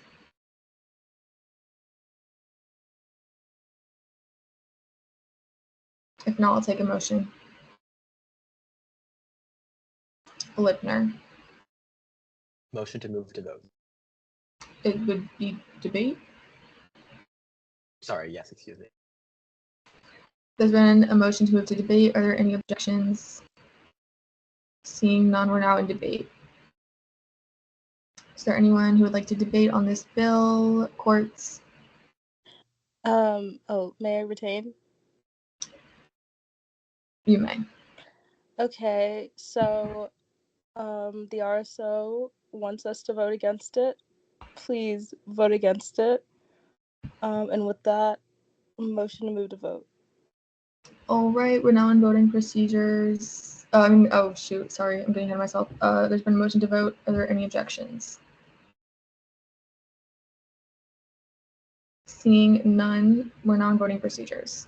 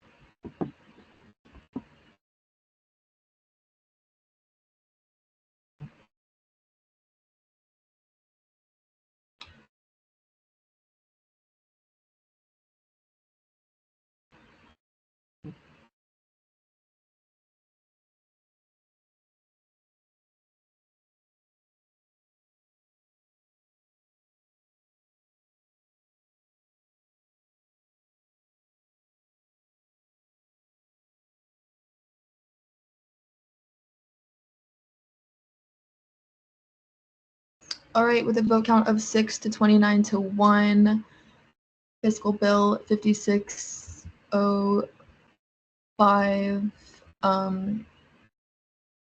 does not pass on third reading. All right. All right, Fiscal Bill 5606, funding for 33 members of Society of Women Engineers to travel to WE24 in Chicago, Illinois from October 24th, 2024 to October 26th, 2024. Chair Karen-Gohl, whenever you're ready. Yeah, I think since we just saw it, we should be good. I don't think we'll need the RSOs to yield, so I think we should be good to move forward. I'll yield the rest of the time questioning. All right, we're now online for questioning. Are there any objections?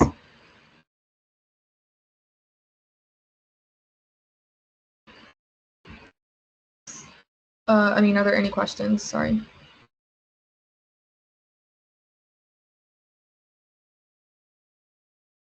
If not, I'll take a motion.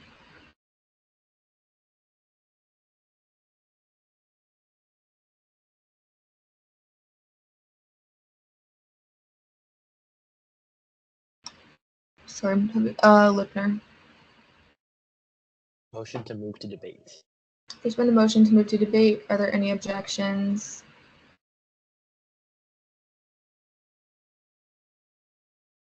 Seeing none, we're now in debate.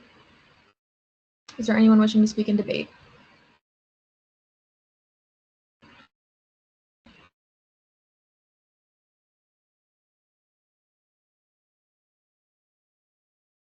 If not, I'll take a motion.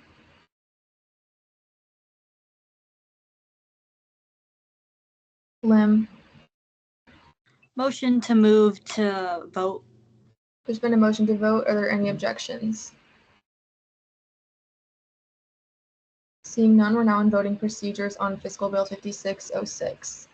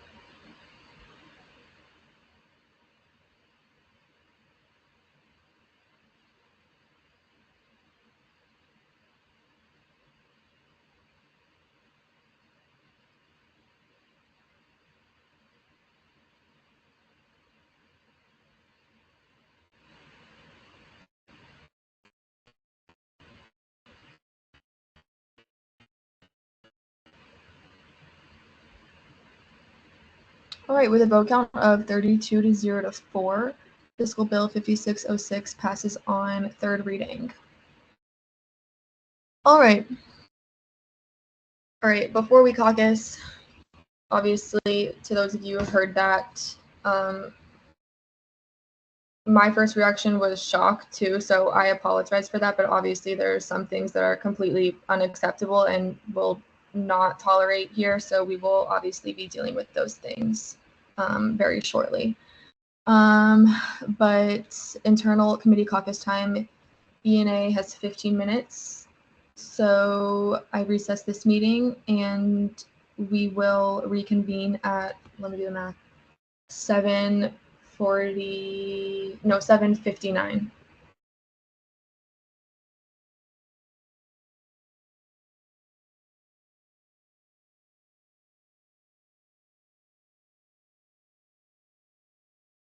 I just take over, right? We run to the breakout rooms. Yeah, because they won't work. So just ENA can just meet and then the rest of us will just be here. Yeah, all right. Hold on. Anisha, are you in here? Yeah, I am. Okay. All right. Yeah, like as I was before CRT, just be quiet. I'll turn my mic. Oh yeah. I call this meeting to order at 7:44 p.m. Roll call on verification of quorum, Vice Chair Piazza. Chair DeCara, Here. Senator Kringle, Present. LJR Representative Courts, Present. Pro Temp Representative. Present. Also, thank you. 5 out of 3, we have quorum. I'll look the minutes in a second. Is there a motion to approve last meeting's minutes? So moved. All right, approve it on consent. Is there a motion to approve today's agenda? So moved. All right, approved on consent. That's from the chair. We're just seeing election commissioner seat 4. There's just one seat. Any questions? Seeing none. Announcement from the vice chair. I have none. Any questions to none? None. Announcements from the committee members? None. Announcements from non-committee members? None. Old business? None. New business? Election commissioner seat 4, Anisha. How do you pronounce your last name? It's Nyack. Nyack? All right. Is there a motion for speech, questioning, and debate?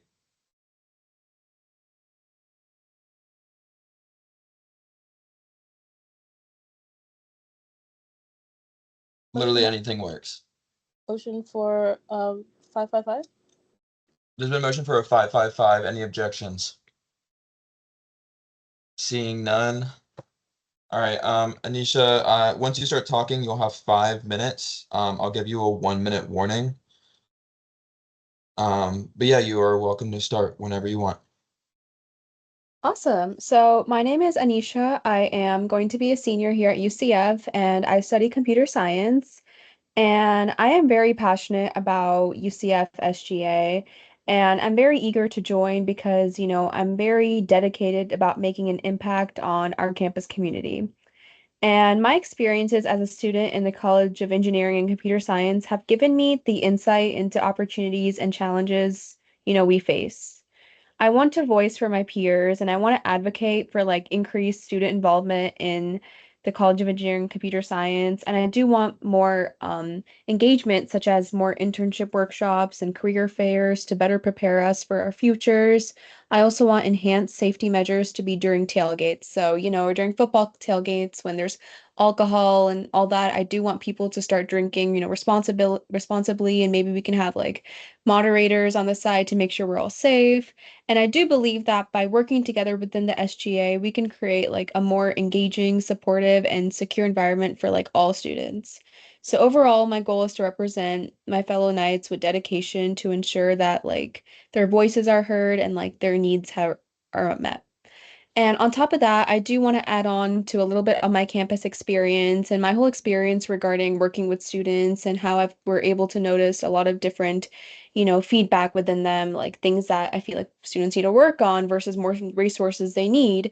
And so, yeah, for instance, I was a peer nights coach here at the UCF Success and Wellbeing.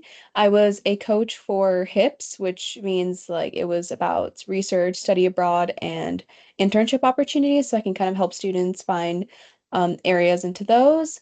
I was also a TA in the College of Engineering and Computer Science, and there I've worked with a lot of students who need help with like, their code and anything relating to like their homework, just to kind of satisfy them and make sure that like, we are a resource for them to utilize going forward.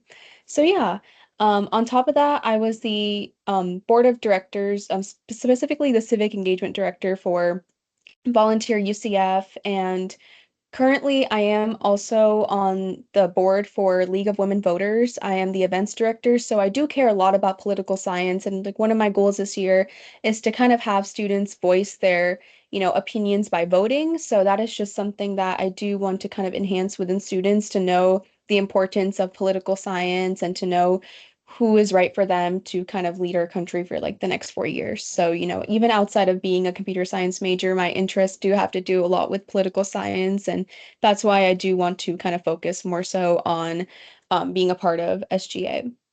So yeah, and on top of that, I am the current president of Girl Up Orlando, and Girl Up Orlando kind of has to do with advocating for women's rights and women's and femininity, just kind of making sure that we as women have like certain rights, and we do a lot of volunteering and a lot of advocating and anything kind of relating to like uplifting others and all that. And so we do have like events like this year we're going to be doing a lot of bracelet making, and we're going to leave bracelets in front of the CAPS office so students who go to therapy can like take a bracelet to know that how much we care for them. And then we're going to do like a hygiene packing kit. So we're going to put a lot of feminine products like, pads, tampons, and we're going to leave them in different areas around campus. So that's why I do care a lot about our environment of students. And I do want to do anything I can to kind of foster student satisfaction, student enhancement, and community involvement by my last year being at UCF. So, on top of that, I'm just going to talk a little bit more about some of the things I kind of visioned in the College of Engineering and things that I do kind of want to change within that.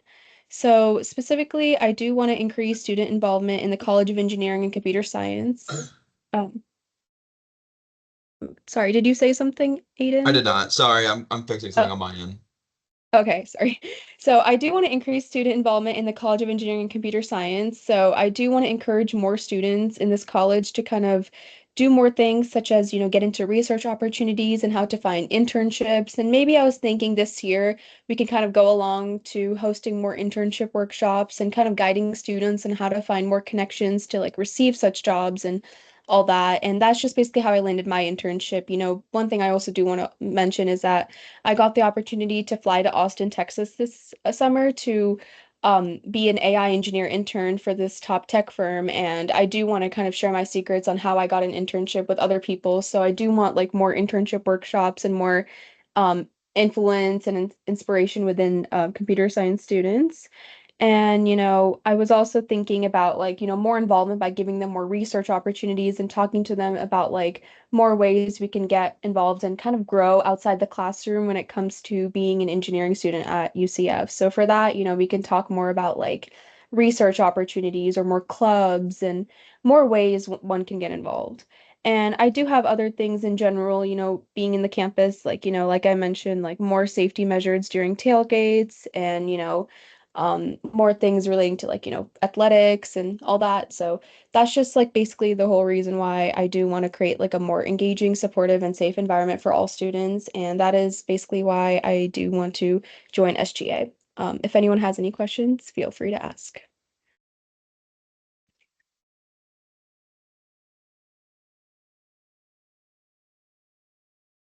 I'll ask a question first. Mm-hmm. When you were applying, did they describe what election commission does? Yes. Okay. Follow up. So within your speech, you talk about engagement. You talk about also engagement, like engagement within the College of Engineering. Do you understand with election commission, you're focusing on the election, you're focusing on like getting people to vote within the student government election. You're not really doing other things as this, like as what you were saying that you're trying to do. Yes. So that's why I did mention a lot about me being a part of League of Women Voters, and on top of that, me who was like last year I was a civic engagement director for Volunteer UCF, and I did want to mention that like I do care a lot about students voicing their opinions and voting. So, me being on the election committee, I do want to kind of promote the student government elections and kind of make sure that like we are encouraging students to like voice their opinions on who can be the next president-elect. Okay, And I hope any that other answers. Oh, any other sorry. questions? No, you're good. Yeah, I have a question. Sure, If someone could take over the minutes for me really quickly, please. So I can ask my question. Anyone who has the agenda open. So my question for you is, why did you apply for the election commission instead of being a computer science and engineering senator? Because a lot of what you're saying to the committee sounds like a lot of advocacy, and that's what senators do. So I just want to know why election commission instead of being a senator. So great question. And I do have to admit, though, it was like a tough decision for me to kind of choose between both because I was kind of offered to kind of look more into that Senate area as well. But I think in this area, specifically, I do have other interests relating to voting. And I just do feel like this year is a very different year. This year, I kind of wanted to endorse and like kind of engage myself into the whole political science aspect of like, not only like our school, but also like in the US. This year is like a very big year on discovering who our next president-elect is. And that's why I kind of wanted to voice my opinion and have encourage students out there to do the same for UCF for our school, because I do feel like, we are like the next generation of like leaders, and we can kind of empower who is out there on who we can vote for. So I think that kind of stands a little more out to me than being a Senate on the College of Engineering and Computer Science. So that's why I chose to be on election committee, if that helps to answer your question. Good question, by the way. Chair Karango. Yeah, I was wondering, what was your main goal, if you had one for election commission? Like, what's the one thing you want to get done? Awesome. So thank you for asking that. My main thing to kind of serve out to the students is to kind of encourage them to vote. I don't want people to kind of not care about this process. I want them to kind of encourage them to know that voting is all about voicing your opinion out there. Political science is like a part of our everyday lives, and that is just something that people don't really pay attention to. And I kind of want to advocate for that moreover. So I do want to kind of influence everyone out there and influence the school that, voting is like the next part in like, our future. And, within these college students, like, a lot of them are 18 now. So a lot of them are willing to vote right now, and coming in onto a college campus and kind of encouraging that is very, very crucial to like maintaining a good environment to know like, who are like our next president electives or just know the people around us. So that's just my number one goal, just to kind of encourage that and kind of push that topic out there and make it be very big. Don't make it be underrated, make it very big out there. So that is just one thing I do want to focus on moreover.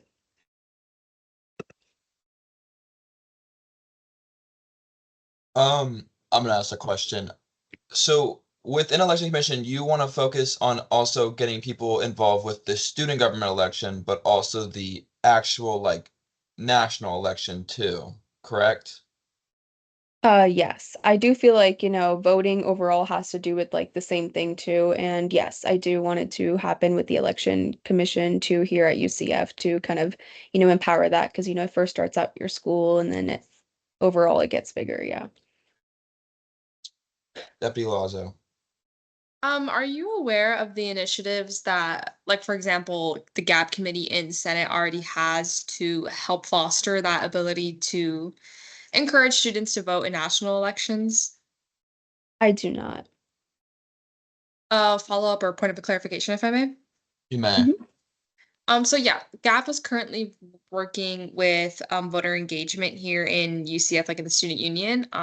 Not saying that like election commission definitely isn't a great way to start that advocacy. I just feel like that's a great way that maybe you can breach a partnership between the two and encourage that.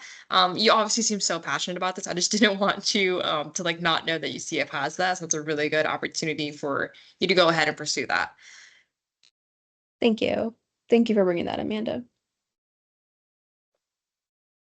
Any other questions?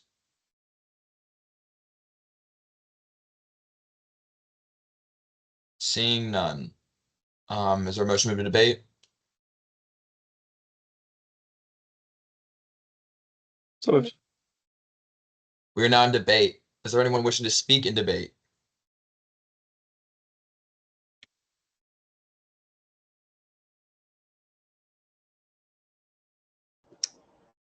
Yeah, I'll Deputy go ahead and Lazo. speak. Lazo, and then you, Lazo. I was gonna retain if Kuyalzo just wants to go ahead. All right, Lazo, you can go. I'll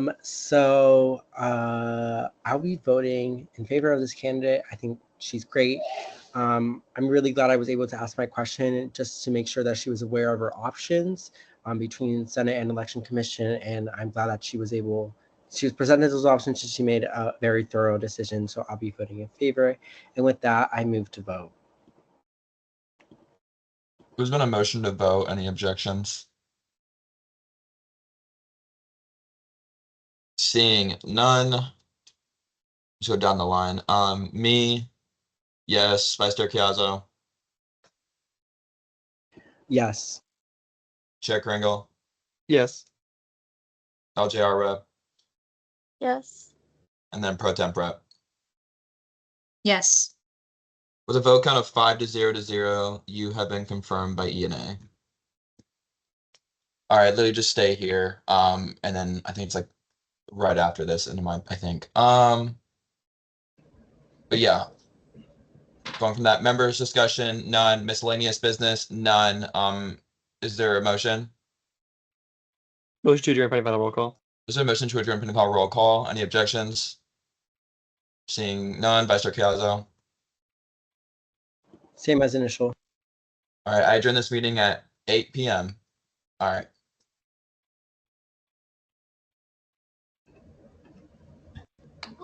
All right, we're back.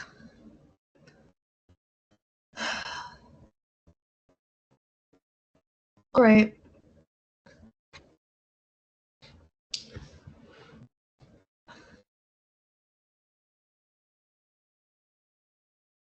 All right, I reconvene this meeting at 8:01 p.m.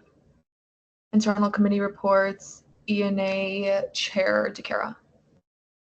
Yeah, you just saw, we just caucused for one of the election commission seats and they just got confirmed. Additionally, we met on Tuesday to see another election commission seat, which they were confirmed. So we'll be seeing both of them in the confirmation section. I'm literally putting in the agenda and confirmation materials right now.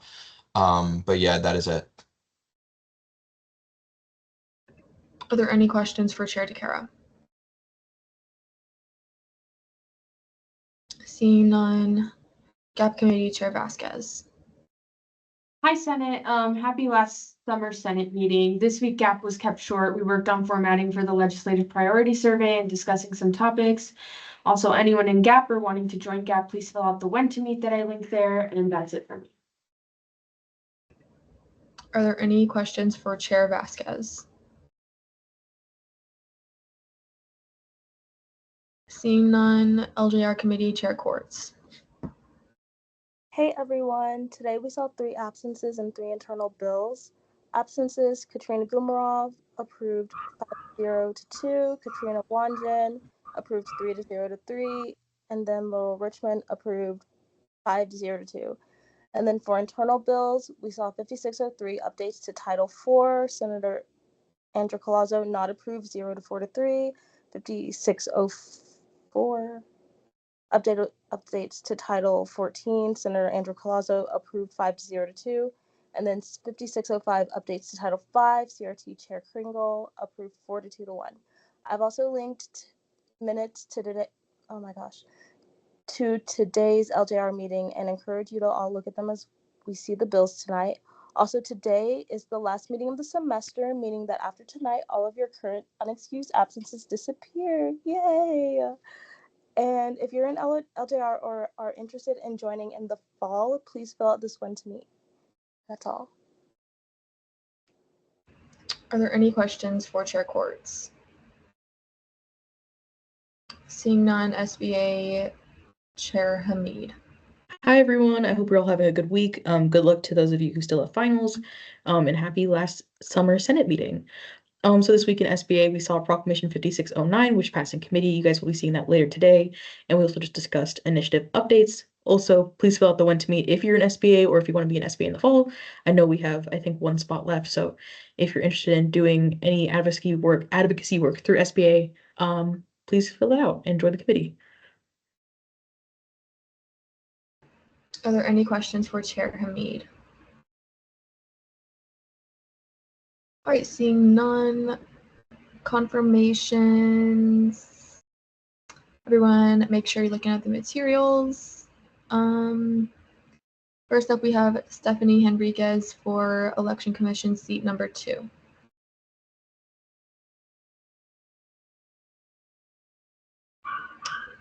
Is Stephanie here? Sorry.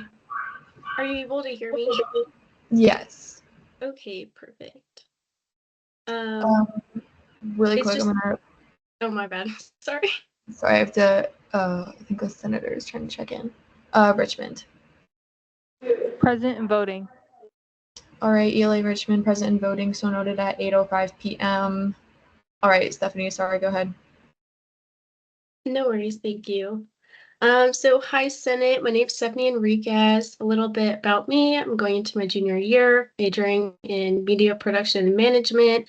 Also minoring in legal studies, a part of the Burnett Honors College. So last year, I served as the Election Commission's Assistant Supervisor of Elections, and I'm pretty proud of the work that we were able to accomplish. If you guys were familiar with last year's election theme, I generated the cowboy theme and the Saddle Up and Vote slogan, but of course it was anonymously submitted to EC and then voted for. But it was really fun to see the commissioners lean into the theme during the planning process for promotional materials, merchandising, and of course the Southern style potato bar at the presidential debate. And of course, as part of this role, I did what was statutorily obligated of me, such as writing detailed minutes, organizing the student government website update, setting up and running the polling station during the election, and assisting the supervisor with miscellaneous tasks like giving a second opinion, reviewing and signing expense requests, writing memos, and scripting election content to be sent to deans, and facilitating the Senate Candidate Expo and the presidential debate. So coming into the commission, I shared the following to the entire Senate that I think the biggest improvement in UC is election awareness because students may not vote in the elections because they're unaware of the dates or candidates involved in the campaigning process or a mix of both. And because it is with the vested interest of the Election Commission to market elections and encourage students to vote. I really think it's critical to align our goals with improving this election awareness. And just during my experience as assistant supervisor and running the polling station kind of affirmed this. So just for time considerations, I'm gonna laundry list just a few of the suggestions I have for EC this year. Actually, it made me really happy to hear that Anisha wants to do tabling or something of the sort for the getting people registered in the federal election. A lot of the commissioners last year voiced this goal for this upcoming year, and the previous supervisor was really interested in tabling with Senate. So an opportunity for a cross-branch collaboration with GAP is always a good thing. But also the one suggestion is generating a pamphlet to let students know that student government has their own student election and all information and where they can find information of that sort. And then also getting people registered to vote in the federal election. Another idea, which I can't even take credit for, it was from the supervisor last year, but I kind of want to see it through, is a presidential and vice president ticket matchup event in the spring for those who, maybe want to run but don't necessarily have a partner. And this will help our problem with last year. Well, I don't want to say problem, but we only had one presidential ticket last year, and obviously we want to see greater turnout and hope that, helps voter turnout too.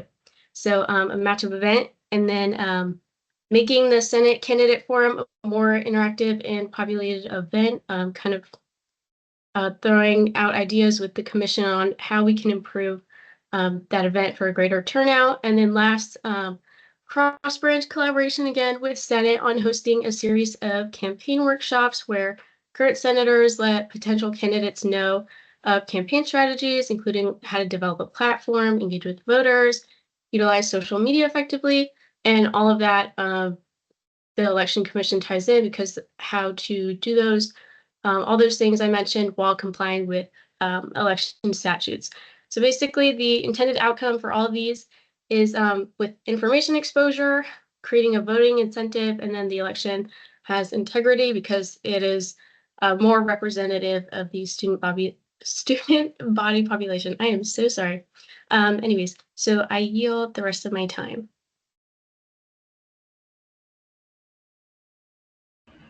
Okay, we're now in line for questioning. Are there any questions for the candidates?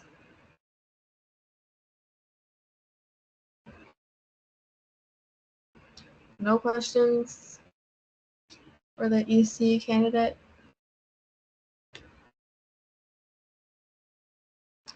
Takara. Motion to move to debate. Courts do. Actually, never mind. There's been a motion to move to debate. Are there any objections?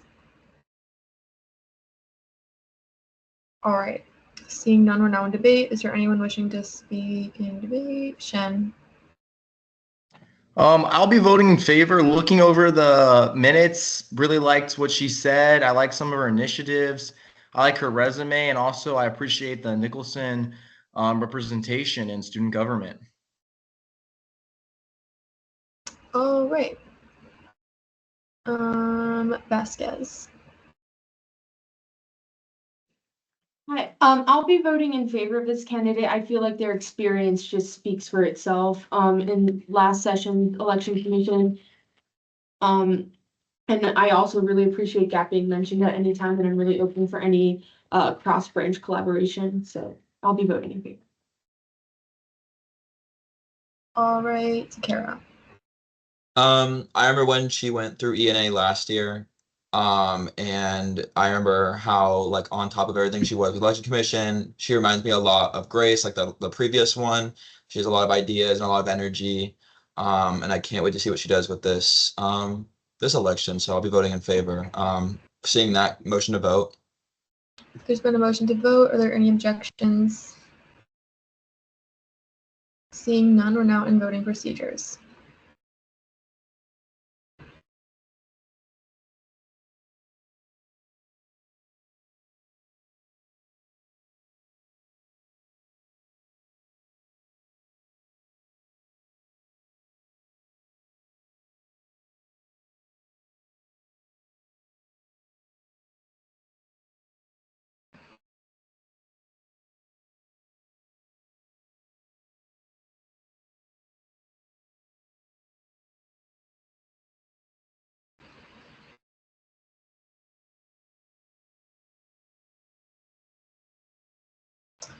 All right, with a vote count of 38 to 0, Stephanie Henriquez is confirmed for EC, seat number 2. Congratulations. Oh, 39 to 0, correction.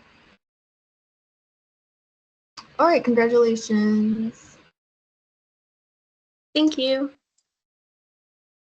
Next up, we have Anisha Nayak for Election Commission, seat number 2. Whenever you're ready.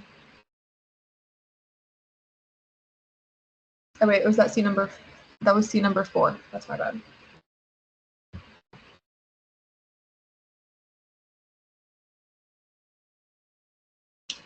Anisha's here, right? I'm here. All right. Whenever you're ready.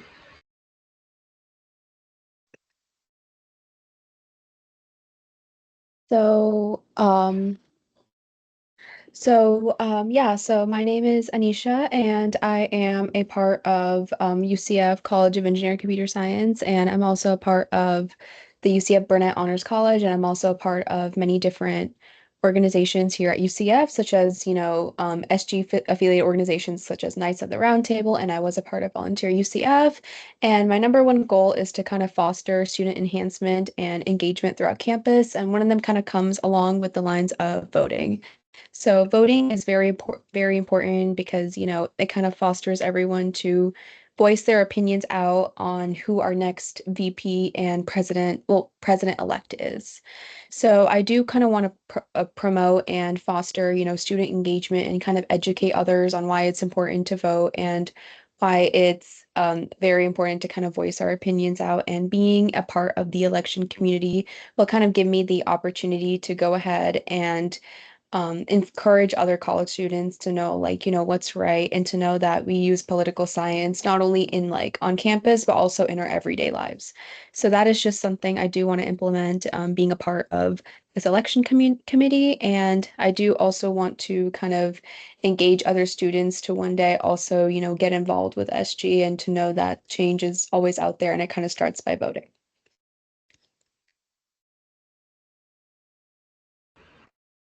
All right. We're now online for questioning. Are there any questions? Lipner. Yeah, you mentioned you have a lot of engagement here on campus, and are you worried about that being a time constraint with you being on the election commission? Excuse me. So great question. That is a lot. I get that question a lot, like one of the number one questions I do get. And I am actually not concerned only because I am very efficient with my time management. For instance, back in last year, for my junior year, I did school and I worked a total of 40 hours a week with extracurricular involvements because I do feel like the whole empowerment and growth of time management is super important and crucial to getting a good responsibility. And so I do not feel like I am worried about the time management at all because I feel like I've handled it once and I'm pretty sure I can definitely handle this amazing responsibility. Thank you for asking. As a fellow calendar filler, I totally hear you. Thanks. Sure.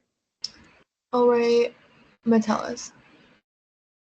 Hi, I just wanted to ask, should you be confirmed, would you be interested in joining any of the student government caucuses? I would be.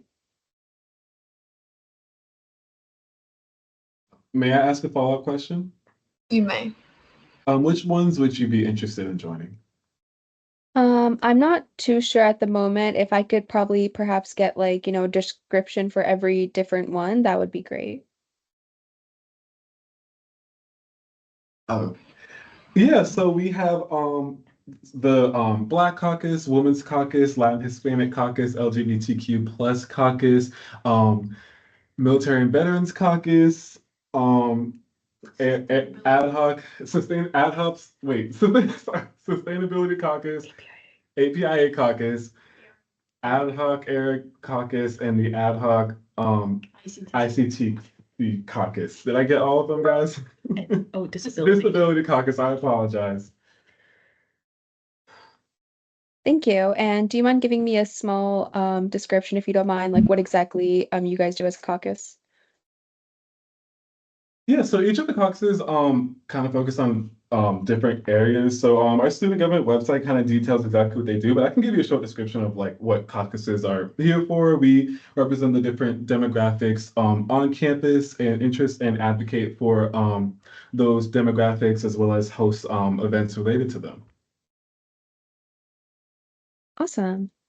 Well, thank you for mentioning that. And according to like the different ones that you did mention, I think the women's one does fit mine specifically. Also because I did mention before this that I am actually a part of Girl Up Orlando, and we basically kind of advocate for women's rights and making sure that all women are given, equal rights and given like all opportunities. So we have different events where we provide feminine products to like different areas on campus and like the bathrooms, and then we also like do bracelet making and give them out to certain students on campus. And on top of that, I'm a part of League of Women Voters, and so our goal is to kind of go about women voting and making sure that like all of us are kind of educated and driven into the whole aspect of like political science. So, according to that, I do feel like I would be best in the women's caucus one. So, thank you for asking. All right, Vasquez. Hi. So, I was listening into your speech during ENA and your speech now. And I just wanted to clarify, like, I heard you had a lot of initiatives that revolved around the the general election and the primary elections happening like federally. Do you have any initiatives that relate more to the UCF student body president, vice president tickets or Senate tickets? Got it. So, if you don't mind, are you trying to kind of ask and about clarifying if I do have any experience regarding, the whole aspect of like helping elect um the president and the VP? Or It's my question is like of your initiatives because election commission normally, I mean, it is an election year, but election commission normally like deals with more of like the internal per se election process for like the student body president and vice president. So do you have any initiatives that like revolve that instead of like the federal elections? Good question. So yeah, I do have some ideas that could be put out there to kind of assist with that for sure. And some ideas we could have is, kind of with like the whole aspect of like marketing regarding this. So, maybe in like we can have like, I know there's different like offices on campus, such as, student success, well-being, lead scholars and everything. And maybe we can have like sessions regarding the importance and significance of like, the UCF student body and student election. So we can kind of persuade and make students kind of vote for the next president-elect. So I think it's more in a way that we would have different initiatives and different events to kind of influence students to vote, if that kind of answers your question a little. Thank you for asking. All right. Triangle. Move to debate. There's been a motion to move to debate. Are there any objections? Seeing none, we're now in debate. Is there anyone wishing to speak in debate? Ganesh. So, I will be abstaining from this vote.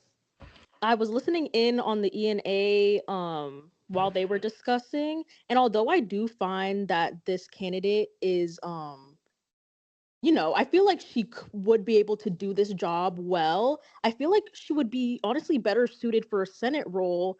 Her initiatives sound great, and she would be a great addition to any of our current committees rather than the election commission, in my opinion. And that's why I'll be abstaining. All right, Lipner. Yeah, so I'm actually going to be voting in favor, and the reason why is because I believe this candidate has the passion to make any position that they're in a good one, and that we should be leading by that procedure here at student government. We shouldn't be focusing on experience or anything like that. It should be the passion first, and this candidate definitely has that. Alongside that, I believe that we mentioned other ways for the student to get involved in advocacy beyond just being a senator. So this student will still have opportunities to make that happen. And it is for these reasons why I am voting in favor and wish you guys to do the same. Thank you. All right, Vasquez. Hi, I am going to agree with the sentiments expressed by Chairman Nash. Although I do think this candidate is incredibly qualified for this position, like Lipner said, I think that as the GAP chair, I could definitely see this candidate sitting in GAP and working on these initiatives, especially because Election Commission would have to remain more nonpartisan on topics regarding even just student elections, let alone anything external from that. So if the candidate did want to involve themselves on matters extended from Election Commission, like voter engagement, which is what GAP works on and is currently working on, there's Senate seats that are open in this candidate's college too. Not saying you're not qualified, but I see your qualities and your skill set better suited for a Senate seat, especially if that's what you want to do. All right, Collazo. So I just wanted to, I'm the one who asked the question during ENA regarding why she made a decision of becoming a commissioner instead of being a senator. And I don't think that necessarily we should be abstaining just because we don't agree with her decision. This decision was completely hers to make. I'm sure the chief of staff and the student body president made these options available to her. And I think that we should support her in this. So if she wants to become a commissioner, I think that we should all vote in favor for her becoming a commissioner and not abstaining just because we don't agree with her personal decision in deciding to become a commissioner. And that's all. And All right, Green. I agree with the sentiments of Senator Collazo. I think it's quite clear that this candidate has already considered like the position that they want in student government. I think if they are appointed to that role and they realize that maybe Senate would be a better fit for me, then they can make that choice in that time. I think right now, since this is the avenue that they want to pursue, we should respect that wish, unless there's a further consideration on the part of the candidate.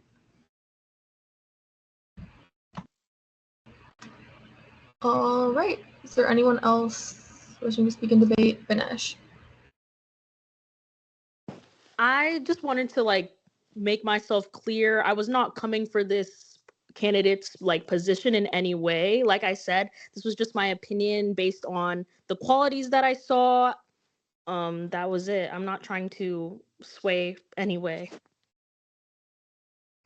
All right. Is there anyone else wishing to speak in debate? Collazo. I move to vote. Does it have to be DeCara? Because he's here. No, it can be both of us. Okay, that's my bad. All right. There's been a motion to vote. Are there any objections? Seeing none, we're now in voting procedures.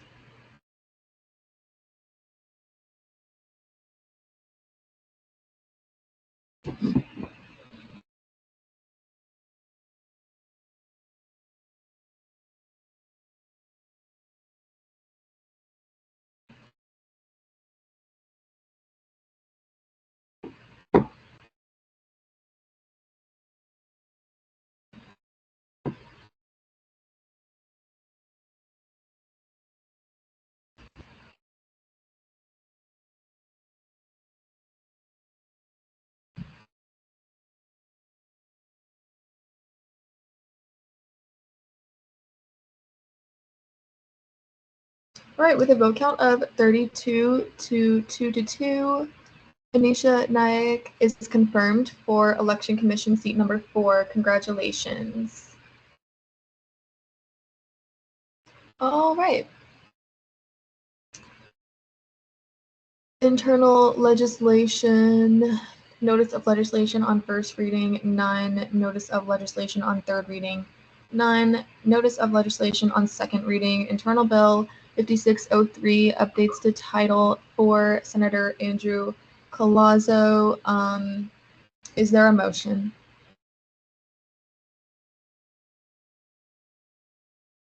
Courts. Motion for. Can I ask you a question first? Yes. Is this gonna just carry over to the other ones? Yes. Motion for a 5-10-10. There's been a motion for a 5-10-10. Are there any objections? Seeing none, you have 5 minutes whenever you're ready, Andrew. Thank you so much. So my first piece of legislation for tonight is 5603. So this changes Title IV, the executive branch, and it has to do with specifically the oath of office. So the reason why I'm proposing this bill is because during LJR's reading of this statute, something caught my eye, and it was essentially the part that said that says the Chief Justice of the Student Body President shall notify the office of the Senate President immediately and in writing as to the time and date and administration of the oath of office. It is to my knowledge as a former justice that this was not the current practice. And during that meeting, I did ask Brody, and I clarified with him, is this a standard practice that we're doing? Are you aware if the Chief Justice is doing this or not? He stated no, just because the Chief Justice would just be there at the meeting. So I felt as though that I would introduce legislation, because that would mean that our current standard in practice would mean that we are not in compliance with our own titles. And I would love for us to be in compliance with our titles. So I went ahead and emailed the branch heads. The only one who got back to me was the Chief Justice. He stated that he would like to see the title to be changed to our current standard practices, and that's exactly what it is, what I am proposing. I did send this draft to him, but he didn't get back to me. I'm sure that he's busy with judicial stuff, but I proposed it anyway. So essentially what the bill is going to do is just ensuring a line of communication between all the three important people. So the ENA chair, the Senate president, and the Chief Justice, and then ensuring that the oath of office, when it's the time and date is administered, is recorded by the Judicial Council. I do want to clarify something. During LJR, a lot of committee members focus on the fact of the communication, and that's why they didn't want to pass the bill, because they see this as a communication problem. And I just want to clarify, this is not a communication problem, it's a compliance problem. We are currently not in compliance. Let me clarify, we weren't in compliance with the statute at all throughout the entire confirmation process, because the Chief Justice would just, show up and be there. And Allison would obviously know. The Senate President will obviously know that they are there, because we can obviously see them through the Teams. So I just want to clarify that it's not a communication problem. They are talking with each other. All of them are. It's more of a compliance problem. I don't know if it's because I've been a compliance intern for the past 3 months, but I just want to make sure that, the practices, the standards in which we are practicing are actually the bylaws that we have to follow. And currently we aren't following those. With that, I yield the rest of my time to the Senate President. All right, we're now in line for questioning. So are there any questions for Vice Chair Collazo?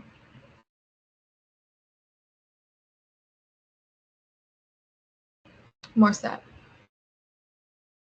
This is more of a clarification question, but the bill says at least one academic day before. It's kind of two questions. One, does that mean like before Senate? And the second question is, if ENA was held on Wednesday, it does say one academic day before, so is it like a 24-hour thing? Like, would that also count to be one academic day before? Would that be too late of a time frame?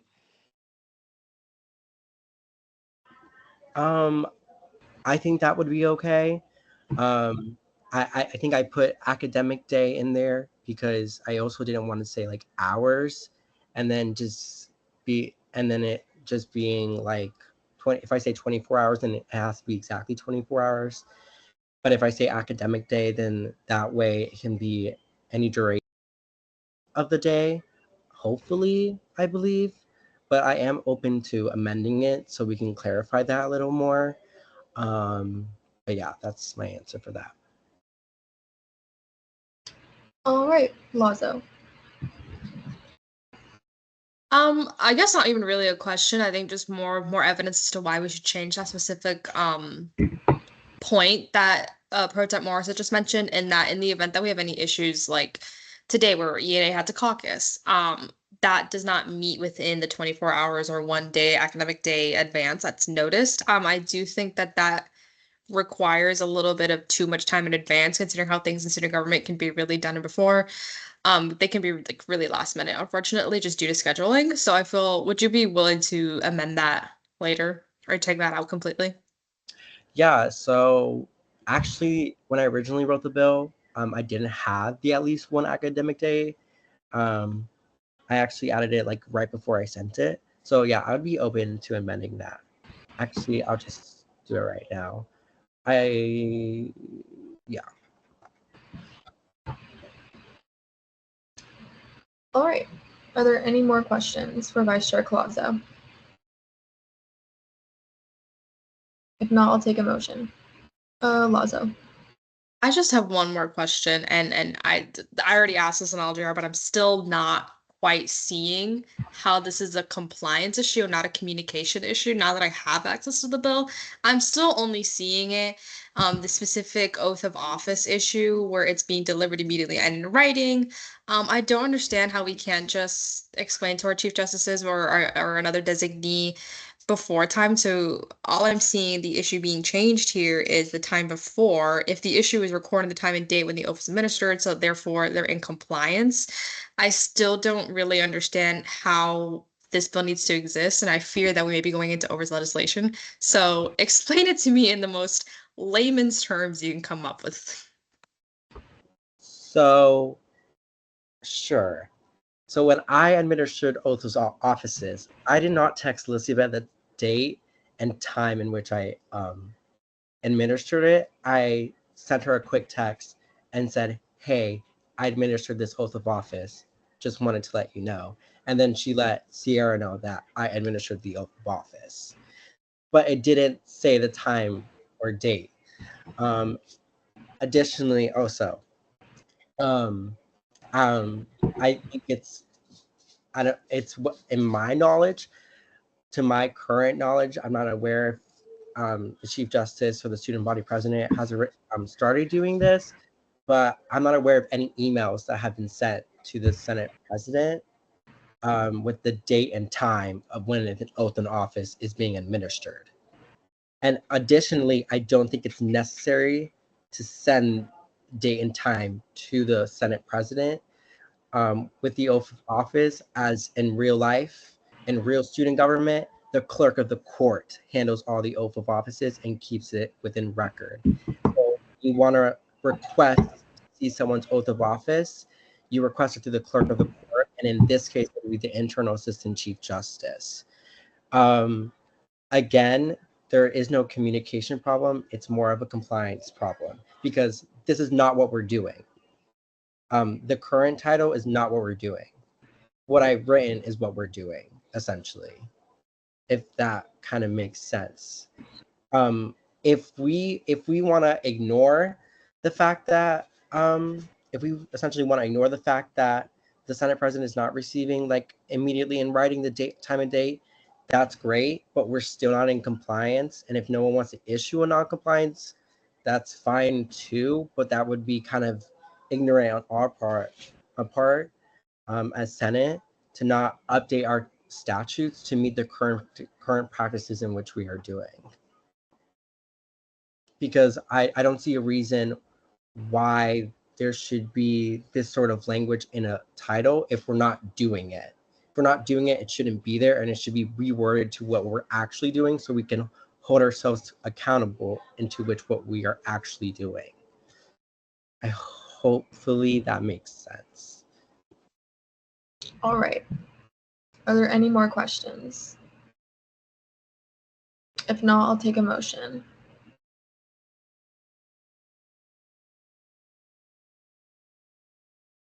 Lazo. Motion to move to debate. There's been a motion to move to debate. Are there any objections? Seeing is that an objection for Clauso? No. All right. Seeing none, we're now in debate. Clauso. Motion to see my amendment striking at least one academic day in advance from the language of the bill. All right, there's been a motion to see Vice Chair Lazo's amendment. Are there any objections? Seeing none, whenever you're ready. Yeah, so I think that we don't need the time the date specifically, as long as they're notifying each other and they feel as though the time that they've notified is enough, and then that's completely fine with me. I originally didn't have it in the bill, so I'm totally fine with going back. And I yield for questioning. All right, we're now in line for questioning. Lazo. No, I'm sorry, that wasn't for a question. All right, are there any questions? Seeing none, is there a motion? Green. I'm sorry, I had like one quick question that I didn't think of before, but I thought of it now. So in Part B of this bill, when it states that the Chief Justice Wait, does this have to do with the amendment? No, not the amendment. Okay, so I'll wait till after the amendment. Okay, I'm sorry. All good. Are there any questions on the amendment? Courts. Move to debate. There's been a motion to move to debate. Are there any objections? Seeing none, we're now in debate on this amendment. Is there any debate? If not, I'll take a motion.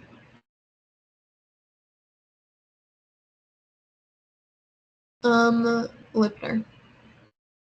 Motion to vote. There's been a motion to vote. Are there any objections? Seeing none, we're now in voting procedures on the amendment.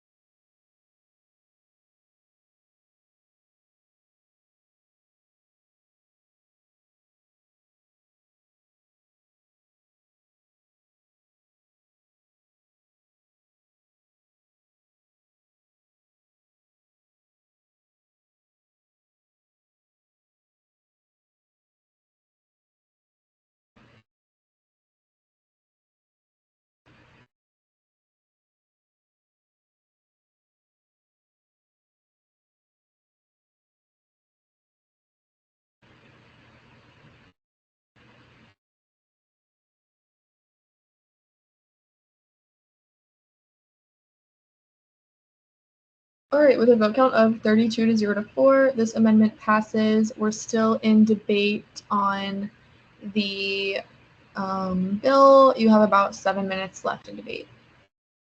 All right, Lazo. I do want to debate, but I do believe that Senator Green had a question that they wanted to ask. Oh, right. Green, did you have a question? Yes, I did. I'm sorry. I should have asked this earlier, but on Part B of the bill, when it states that the Chief Justice shall record the time and date when the oath was administered on the appointee, would that date and time not already be recorded in the Senate minutes of that meeting?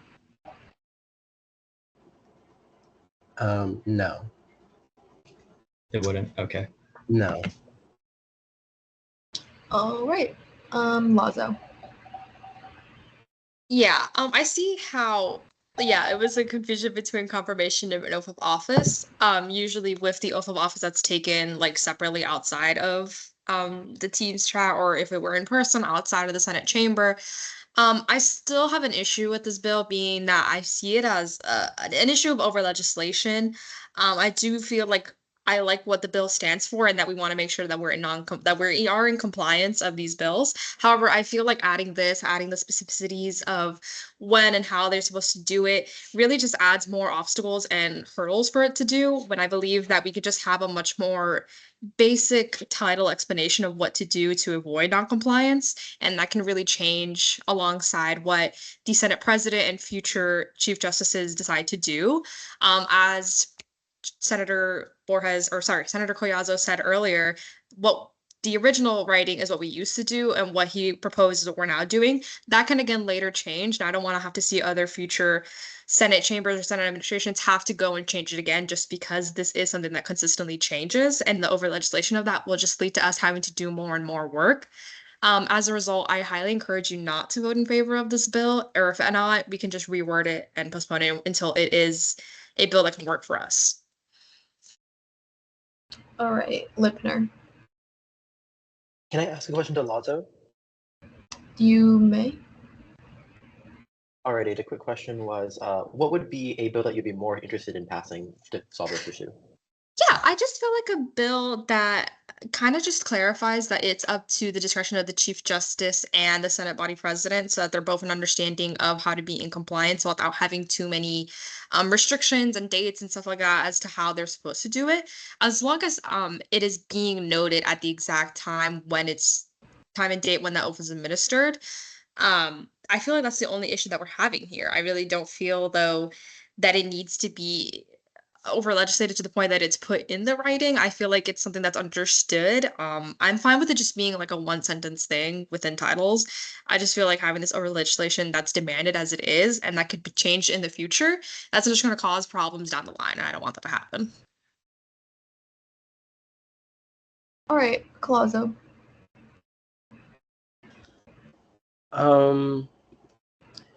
I just want to say that, I believe that the language of the bill is as broad as it possibly can be, and under the discretion of these individuals. It has no time frame in which to notify. Additionally,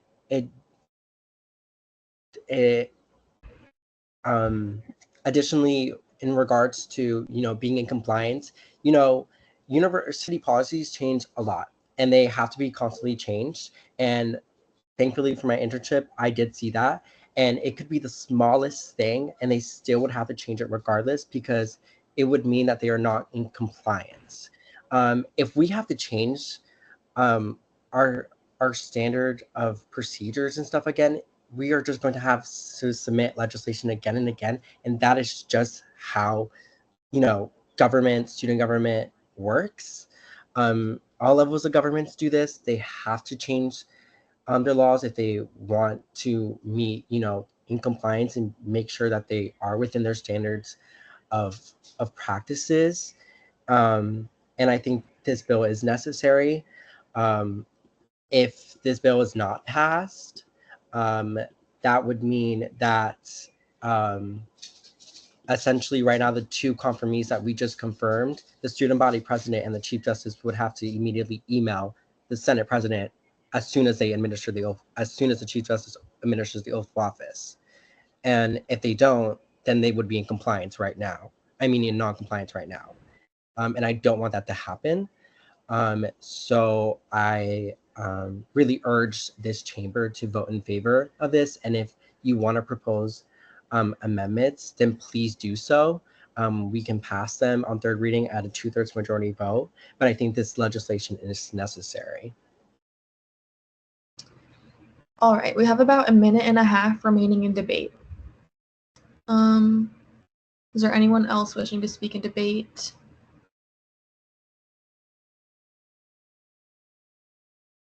If not, I'll take a motion. Courts.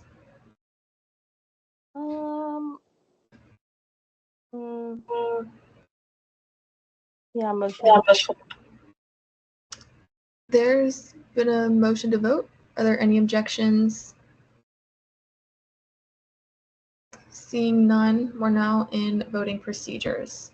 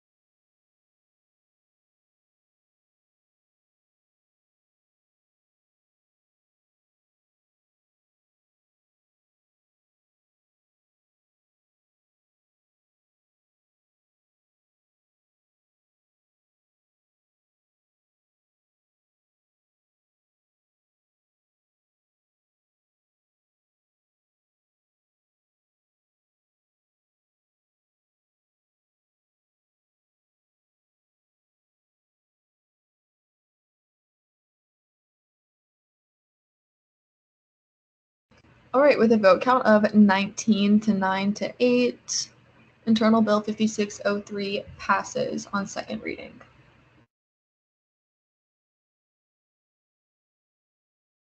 All right. Next, we have Internal Bill 5604, updates to Title 14. Senator Andrew Collazo. You have 5 minutes whenever you're ready. Alrighty, so that's when I expect a little more questions, a little more debate, but the majority of you have already seen this legislation, especially caucus leadership and branch heads. It's been in the chat that we have for weeks now, and as you can see, it has a ton of amendments, which I'm so happy to see. But yeah, if for those of you who haven't seen this legislation before, it essentially creates the caucus executive board.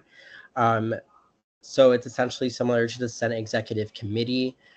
This board, my vision for it was essentially to act as the oversight body of caucuses, as they are now independent from Senate and all involving all student government agents within this.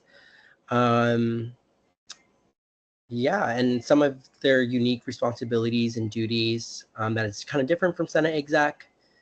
I'm sorry, I'm trying to see. It's just with all the amendments, kind of is hard.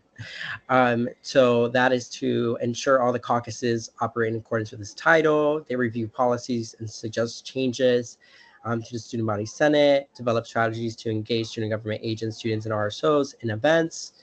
Facilitate communication between caucus leadership and student government leadership. They would submit an ASNF budget request form, and they will serve as an appellate avenue for votes of no confidence on standing and ad hoc caucus chairs and vice chairs. And then the rest is, and everything else is similar to Senate exec, and then all the amendments are not mine. So I'll let the authors of the amendments explain that. But if you guys have any questions of the original intent of the bill, feel free to ask them. I yield the rest of my time. All right, we're now in line for questioning. We have 10 minutes, remember, and we'll start with Metellus. Hi, I was listening to the LGR meeting and read the meeting minutes, and you were asking LGR, quote, what is the reasoning for non-caucus leadership, referring to the branch heads and the SBA chair, being part of the executive board, end quote, and answered, and I quote, to have oversight and, quote, to be honest, to sway them more in favor of this legislation, end quote, and that there would be no support if they weren't given a position. I was a bit confused by this statement and would like clarification on this. So could you elaborate on what you meant by this? Because I wasn't sure what you meant.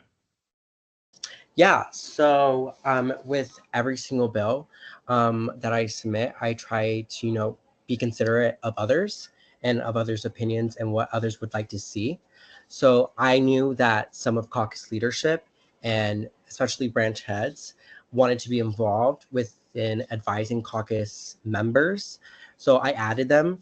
Me personally, I would prefer not for them to be as members, but like I've been saying for I think a very long time in the chat, that I'm, even though I'm the author of this bill, I want to make sure that all voices of caucus leadership is heard.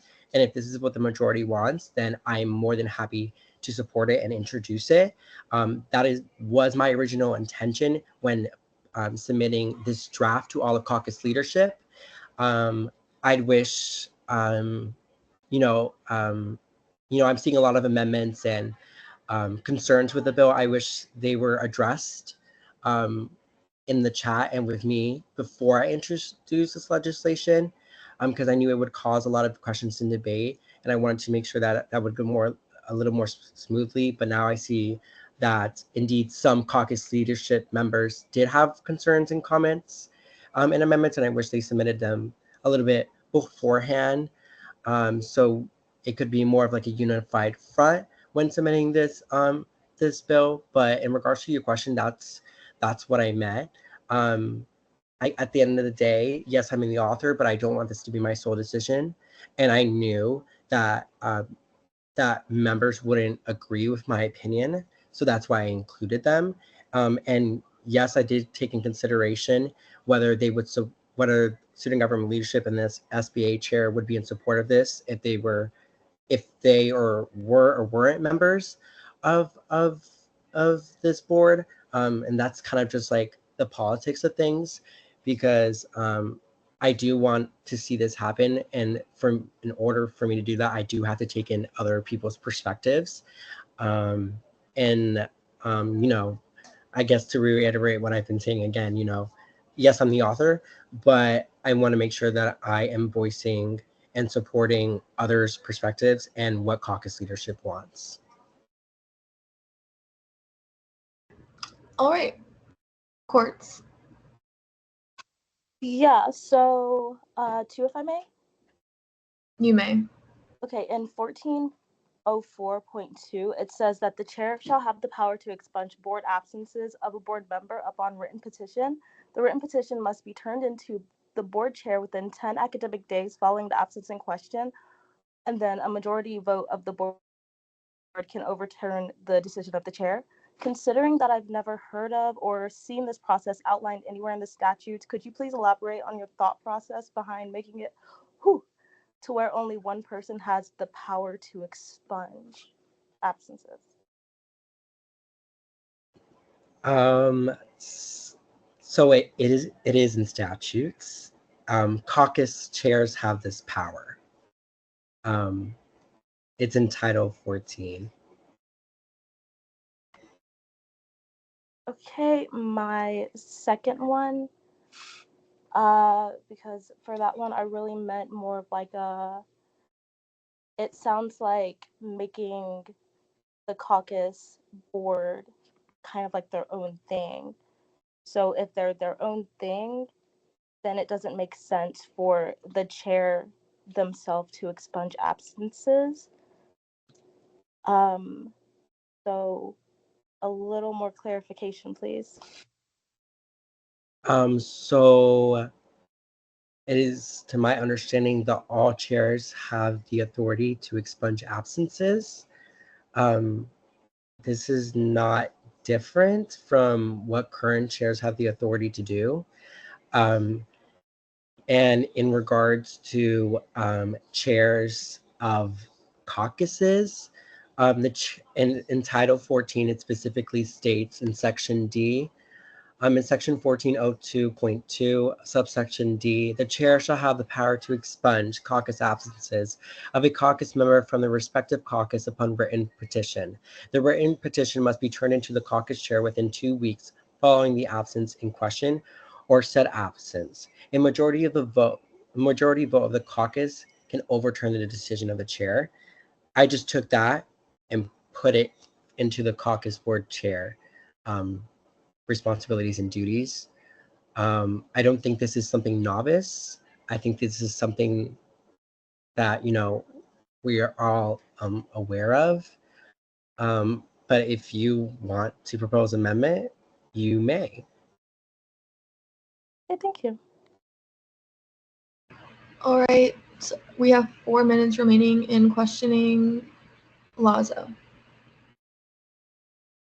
Motion to extend questioning by 5 minutes. I just see a lot of hands up. There's been a motion to extend questioning by 5 minutes. Are there any objections? All right, seeing none, we have 9 minutes remaining in questioning time. Gumrov. Yeah, so I see a lot of collaboration in the creation of this committee, like just a couple of names that I'm reading off right now, like the Diversity and Inclusion Coordinator, SBA Chair, Government Chief Justice, as well as the Elections Committee. So I know you said that you are the author, but these might be amendments, but I was just kind of wondering on what the thought process was of like what value these specific positions bring to this committee and why were they included? So that's an excellent question. Chair Black Caucus Chair Mataz kind of asked that question a little bit. I included them as members because they wanted to have oversight over the caucuses. They wanted to, well, let me specify. The SBA chair wanted to advise caucuses, provide guidance, especially with proclamations. Student government leadership wanted to have oversight over caucuses and wanted to make sure that they were kept in the loop.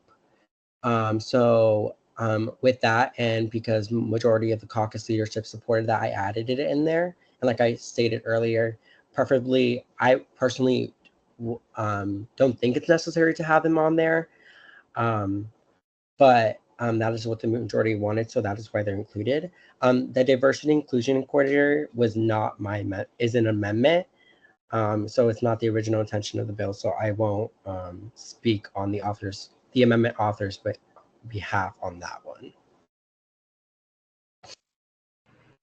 All right. Lazo, you had a question. That's my bad.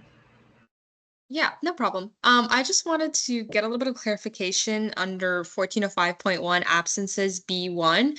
It states that if a member of the caucus executive board has surpassed the number of unexcused absences, the board by a majority vote may place reasonable penalties on the member. Can you elaborate as to what reasonable penalties may be or look like?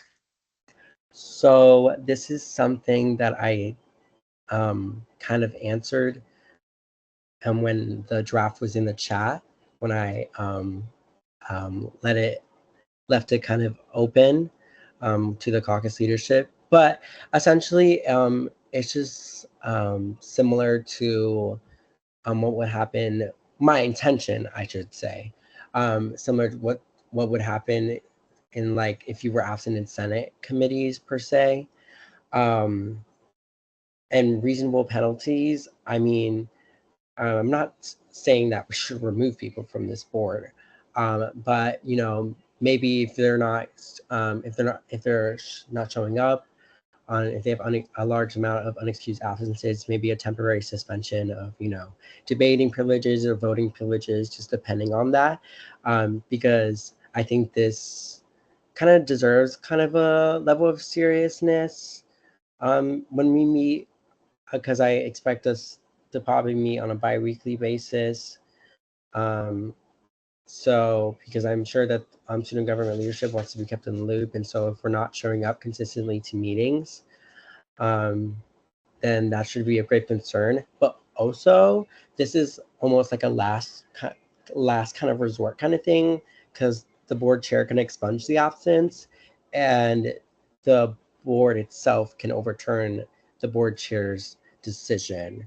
So this is kind of more of the last resort. And the reason why I didn't describe the penalties, because I didn't want it to be too specific, and I wanted that to be left up to the board and under their discretion. All right. Hamid. May I direct a question to the 3 branch heads? You may, and then we would also need a motion for Motion to allow non-senators to speak for the duration of the meeting.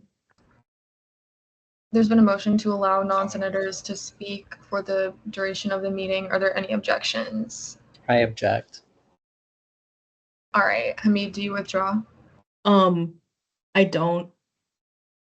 All right, so the objection has 2 minutes. Let me, is it, okay. If we're, okay. Objector so I'm gonna- goes first. Yes, but I was deciding if I should pause questioning time, which I am, so that this doesn't take away from questioning time. All right, so we have 4 minutes remaining question time.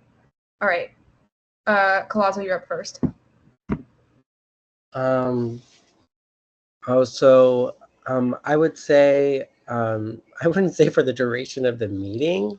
I think that you should kind of change the motion to maybe for the duration of the questioning period. I wouldn't say the entire meeting.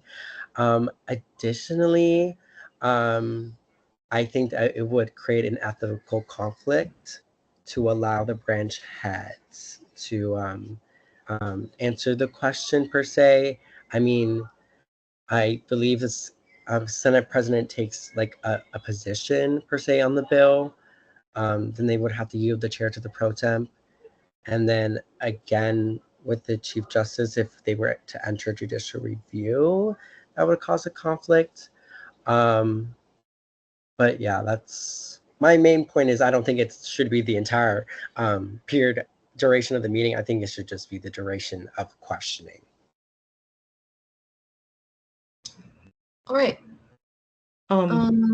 Speaker you're up. Pullman, can I amend the motion to be to allow non-senators to speak for the next 10 minutes? You may. All right. Motion for non-senators, specifically the President Lister and Chief Justice Rivera, to speak for the next 10 minutes. I don't want to repeat that. So are there any objections to that motion? Again, just turn on your mics. All right. Seeing no objections, non-committee members, specifically Student Body President Lister and Chief Justice Rivera, have speaking privileges for the next 10 minutes. I will say I've been asked questions before and I didn't answer them, so I will not be answering questions. But oh, I pressed the wrong thing. All right, so Hamid, your question. All right. So in the speech, Vice Chair Collazo said that he brought this bill up to the branch heads. I want to see, did he get your feedback, and do you see them implemented in the bill? And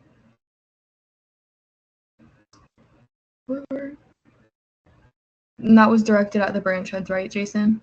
Yeah, you three. All right, I'm not going to answer, but Hi, I'm sorry. Can the question be repeated? Oh, of course, sorry. So Vice Chair Collazo said in his speech that he brought the bill up to the branch heads. I just wanted to ask if he got your feedback and if you see any of your feedback implemented in the bill. You don't have to say if like what the feedback was, just if you see it implemented.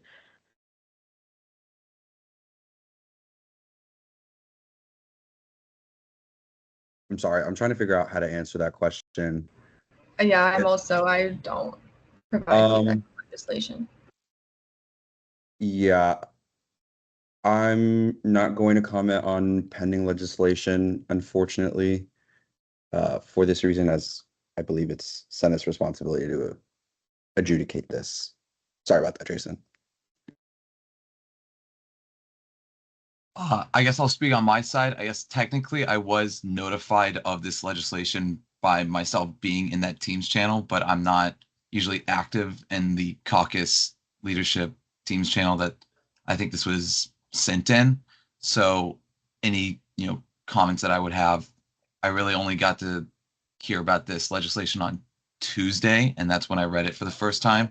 So any comments I really haven't made because I haven't really got the chance to.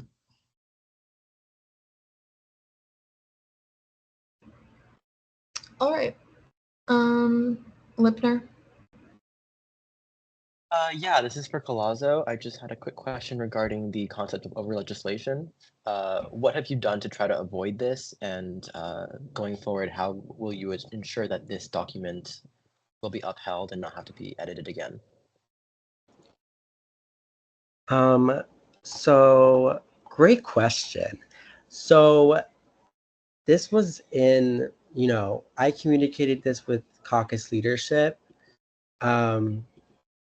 I don't know how long ago, to be specific. I've told them, I expressed many times to, please submit your amendments. Please, any feedback would be greatly appreciated.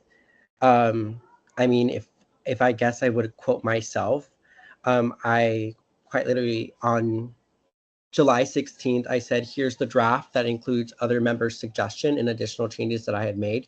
Please take the time to review them and let me know if you have any comments, questions, or concerns.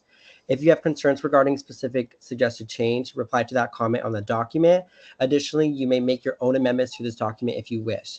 Just make sure to change from editing to reviewing so I know a change has been made and who made it.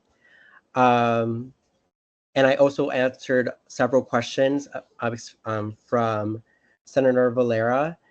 He was asking why I chose the language of board instead of committee, and I clarified that as well. So I took the appropriate steps to make sure that the appropriate members were aware of this legislation. And also to clarify, I didn't directly approach the branch heads for the exact reasons as to their answers, because I knew they wouldn't comment on pending legislation. So it was in the chat. They were in the chat. They were able to go ahead and provide their suggestions or changes if they wanted to. They did not.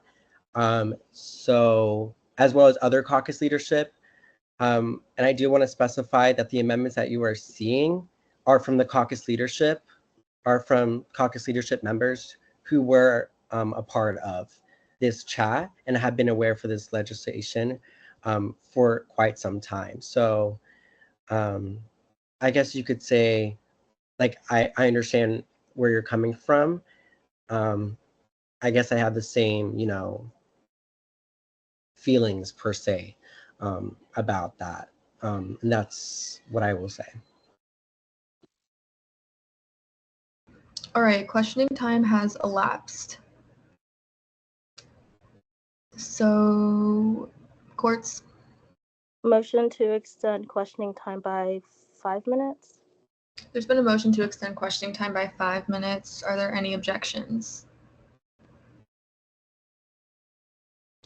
Seeing none, we have 5 minutes remaining in questioning time. Did you also have a question? Yes. All right, go ahead. Okay, so I think I finally got my thought process behind my question because of the other answers that Vice Chair Collazo gave.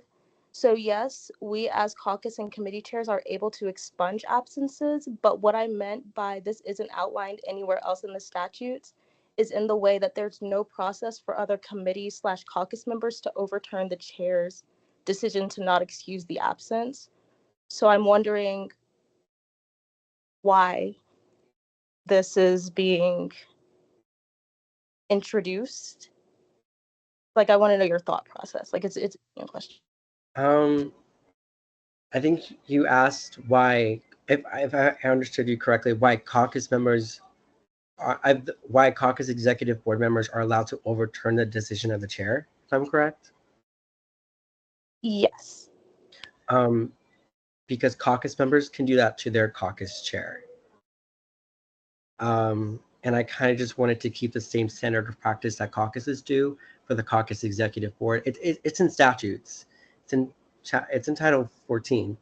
I'm looking at it right now, and that's the current language. I just copy pasted it, and instead of doing 2 weeks, I changed it to 10 academic days, which is 2 weeks Oh, wait, it is. I'm so sorry. I read that y- wrong. yeah, yeah. Uh,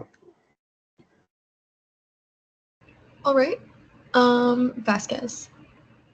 Yeah, my question was to clarify regarding what you said about this legislation being in the chat for caucus leadership.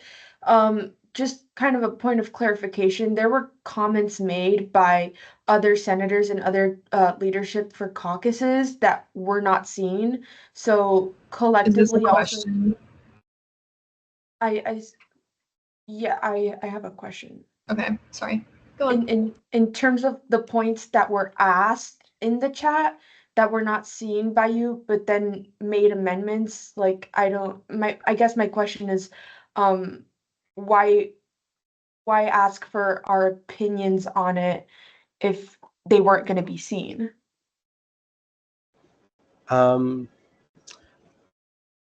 They were seen. I addressed the members who contacted me and messaged me and asked my thoughts. I never said no, essentially. I just stated what my reasoning was. They had they had the complete right to go in there and make their own amendment. The only amendments that I saw on the bill were from Chair Metellus and Chair Valera. Those are the only two amendments I saw. If I missed anyone's amendments, I apologize. I simply just didn't see them. If you tried contacting me, I didn't receive that message. But I never said no. I never directly said no to anyone. They still have the full right of going in there and adding their amendment. And I would have happily added it. So I don't really understand where the unclear. I can clarify if Yeah. the speaker would like. You're muted. Thank you. You have like a clarifying question type I could thing? clarify my question more for Vice Chair Colazo for him to answer it properly. Go ahead. It was regarding a statement in the chat that Chair Varela said about changing the name of board to committee, and you said you wouldn't see it because you personally disagreed, so it wasn't an amendment made when the bill was introduced. Therefore, these amendments were made now. So that was just an example.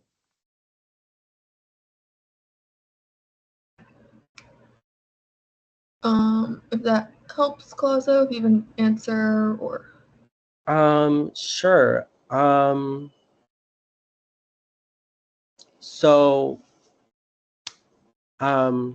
So I said, so Valera asked, can we change all the board language to committee since it would keep consistent with the Senate Exec Committee? And I responded with, so the reason I opted for board instead of committee is that I didn't want any confusion with Senate or its committees. Also, while Senate Exec can pass measures in emergencies, the board doesn't have that authority. Additionally, we cannot model our executive governing body exactly after Senate's, as theirs serves as a different purpose than ours. We also have members who are not caucus leadership, student government, and SBA leadership. So I was just stating the reason. I never said no in there, and I never said yes either. So I was just saying the reason as to why. Nothing could have prevented Senator Valera from, going in there and adding an amendment. Additionally, as the author of the bill, I will say that I really would have loved to have these conversations, before the bill would have been introduced, so we could, come up with more of a concise plan into this. But so with that, I'm gonna motion to postpone this legislation until the next regularly scheduled meeting. So that way we can,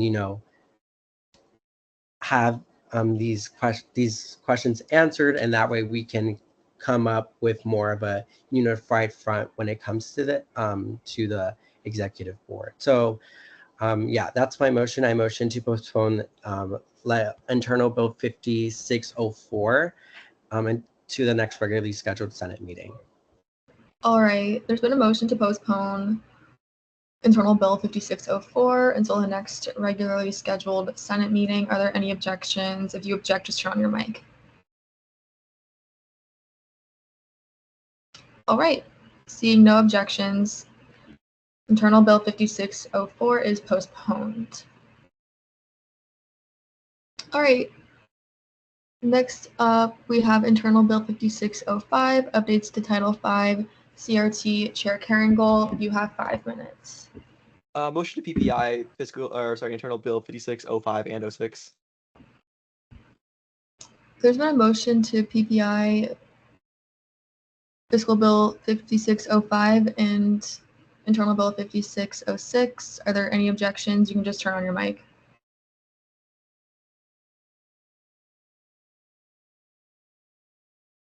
All right, seeing none, they are PPI'd.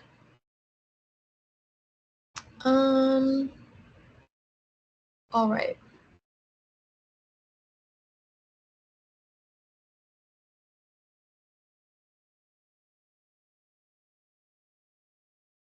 All right, it's a point by Brody, although I'm pretty sure the legislation was discussed before it was submitted, but I could be wrong. All right, proclamation. Sorry, really quickly. If it's before it's been introduced as legislation, that's fine. But now that it is a Senate bill, if multiple senators were to discuss it, that would constitute a meeting that would need to have been posted and publicly announced.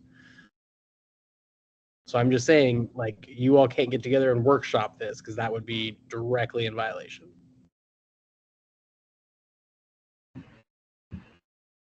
All right. Colazo, if you'd like to clarify. Yeah, it's just a question to Brody. So you're saying unless it's not a publicly posted meeting, we can't discuss it? That is correct. To kind of get into it, right? The point is that it would be unfair, unethical, whatever, to discuss with or encourage another member to vote one way or consider that without giving everyone an opportunity to share their perspective, right? Right. So yes, any discussion outside of a publicly posted meeting would be contrary to Title 12. So hypothetically speaking, if we were to make a public meeting, then we would be okay? That is true. You could post and notify and put on the website that you're having a meeting for a working group or something to work on it, and that would be totally fine. Okay, thank you. You would just have to let me know 24 hours. It has to be 24 hours in advance, I believe. So just let me know so I can post it, or that somebody can post it. Okay. Gumarol. Yeah, so are we allowed to, if we were to have this meeting, is it allowed to be within the 2-week break before Senate starts? Because we're not technically a committee. That's a good question. Brody, do you have an answer to that? Yeah, that's fine. You all, like, your Senate rules prevent you from having Senate meetings during the break, but that's just technically your committees can meet too. You just there's no Senate meetings to kind of report on those. So yeah, you're fine to meet during the break if that's what y'all want to do. Just let me know 24 hours before. All right, Colazo. Oh, no, sorry. All right. And proclamations. Proclamation 5609, proclamation recognizing August 7th, 2024 as Purple Heart Day. Senator Andrew Collazo, you have 5 minutes. Hi, everyone. I know you're probably sick of hearing from me, but so this proclamation is sponsored by the Military and Veteran Caucus. So one of the many things that caucuses do that we all know is introduce proclamations for the student body. Last year when I created the caucus, we unfortunately couldn't pass this proclamation, and unfortunately, I couldn't read it during the Purple Heart Day ceremony that the Military and Veterans Success Center has. So it's one of my goals to make sure that we were able to go ahead and have this ready for the ceremony. When we have it, it's pretty straightforward, but it's for Purple Heart Day. So UCF, if you don't know, is recognized as a collegiate Purple Heart campus for the 24-25 academic school year because of the work that the military student community here does. That they're essentially supported heavily by the university, by the student population, that we essentially receive the status that we are essentially a gold star school for military students. So I think it's very, very important that we recognize this as, we are a Purple Heart school. So yeah, with that, I yield with questioning. All right, we're now online for questioning. You guys have 10 minutes. Are there any questions for Vice Chair Collazo?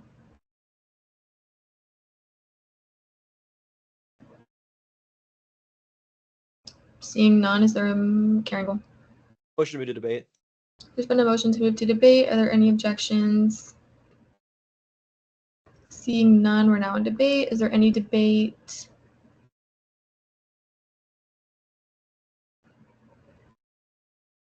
If not, I'll take a motion.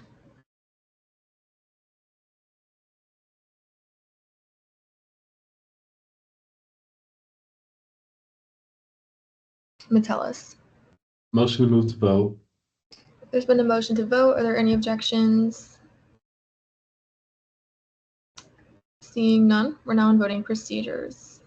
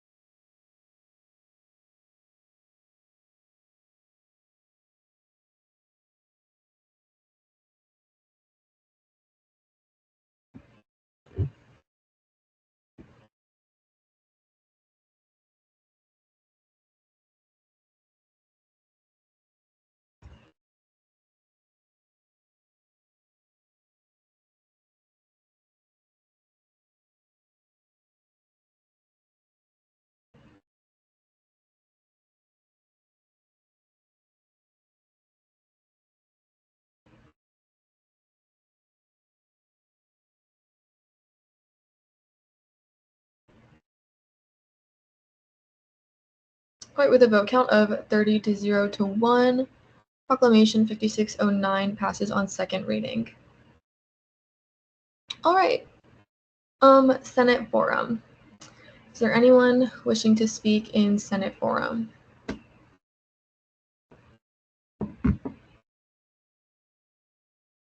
All right, seeing none, Senate deliberations. Chair Metellus. Turn my camera on for this. Good evening, Senate. I'm deeply disheartened, offended, and disgusted by the language heard on Vice Chair Memory's microphone. As the chair of the Student Government Black Caucus, representing the entirety of the Black student population in this student government, I feel it is my duty to ensure that the proper repercussions are taken following that disgusting statement. It is 2024, and we have come a long way from that word being used about my people and my culture. I cannot believe that we're still using that today. Okay. And I also think that we cannot accept that as we are representing students for UCF. And that is all I have to say. Thank you. All right.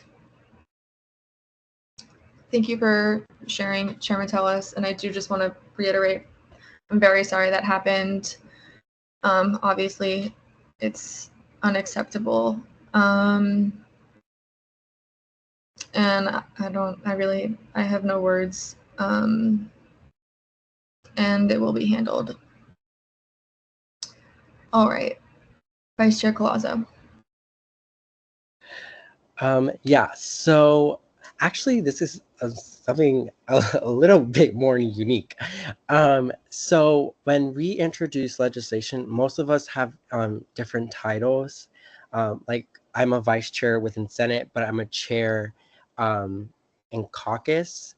However, as a caucus chair, if I wasn't a senator, I wouldn't be able to introduce legislation. So this is more like a question for everyone.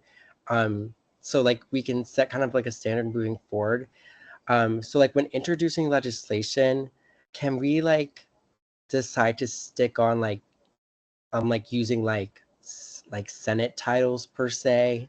Because I know that I think last week I think it was LJR Chair Quartz who introduced a proclamation, and then she used her vice chairmanship as Black Caucus vice chair as the title. And I kind of just want to like have a discussion of like, should we like stick to like our Senate titles when we're introducing legislation? Is there certain titles that we should stick to using? Because that's why I like introduced the legislation as like Senator Andrew Collazo and not like Chair Collazo. So I just want to gather everyone's thoughts on this. I just want to see everyone's preferences, especially from the pro temp's office. So yeah, just opening a discussion. I don't think it's worth name dropping anyone. I think you're allowed to use whatever title you want. That's what I'll say about that. But you can put whatever you want on your legislation, and anyone can do what they want on their legislation. Benesh. Yeah, just to kind of mirror what Allison just said, I really feel like it's a case by case basis. I really don't think it's sorry. I don't want to sound like rude or anything or like too opinionated, but I really do not think that's the biggest issue. I feel like it really should just be what you think would fit. Like for example, if I'm making a proclamation about I don't know, like a Black issue, and I was, say, like the vice chair of the Black Caucus, I'd probably feel more comfortable putting that in the legislation or something. You know what I'm saying? So I guess it just really depends. All right.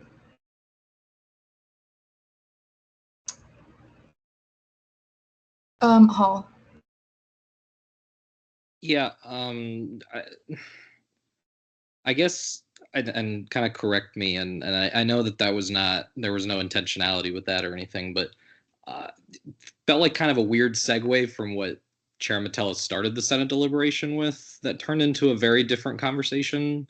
And obviously it's a conversation worth having about the kind of what title someone should use, but kind of all I would say is kind of given what just happened and kind of the conversation that was started and the fact that like obviously we're all here representing ourselves, and I say this and I don't want to emphasize that I know that was not Chair Collazo's intention, but at the same time kind of just feels a little tone deaf of a conversation that we're having right now, that feels like this could be had at a different time, just kind of given the severity of the situation. To be frank, that to be honest, probably something should have been done earlier, but at the same time, like, just seems like not the best time to be having a conversation that's separate from what happened that rightfully offended a lot of people. Lazo. I was just gonna basically say what Hall said. But in my opinion, I think it's up to the discretion of the individual that is writing that bill. I'm not gonna take any offense if you call me senator or not Deezer. And with that, I think we should go back to understanding what this moment and what this deliberation started with. Lipner. Yeah, I think that standards should be whatever the person wants, and then also we should go back. And going back, I think that I believe it was the intention of leadership to do this separate from the Senate meeting to keep us moving. Correct me if I'm wrong.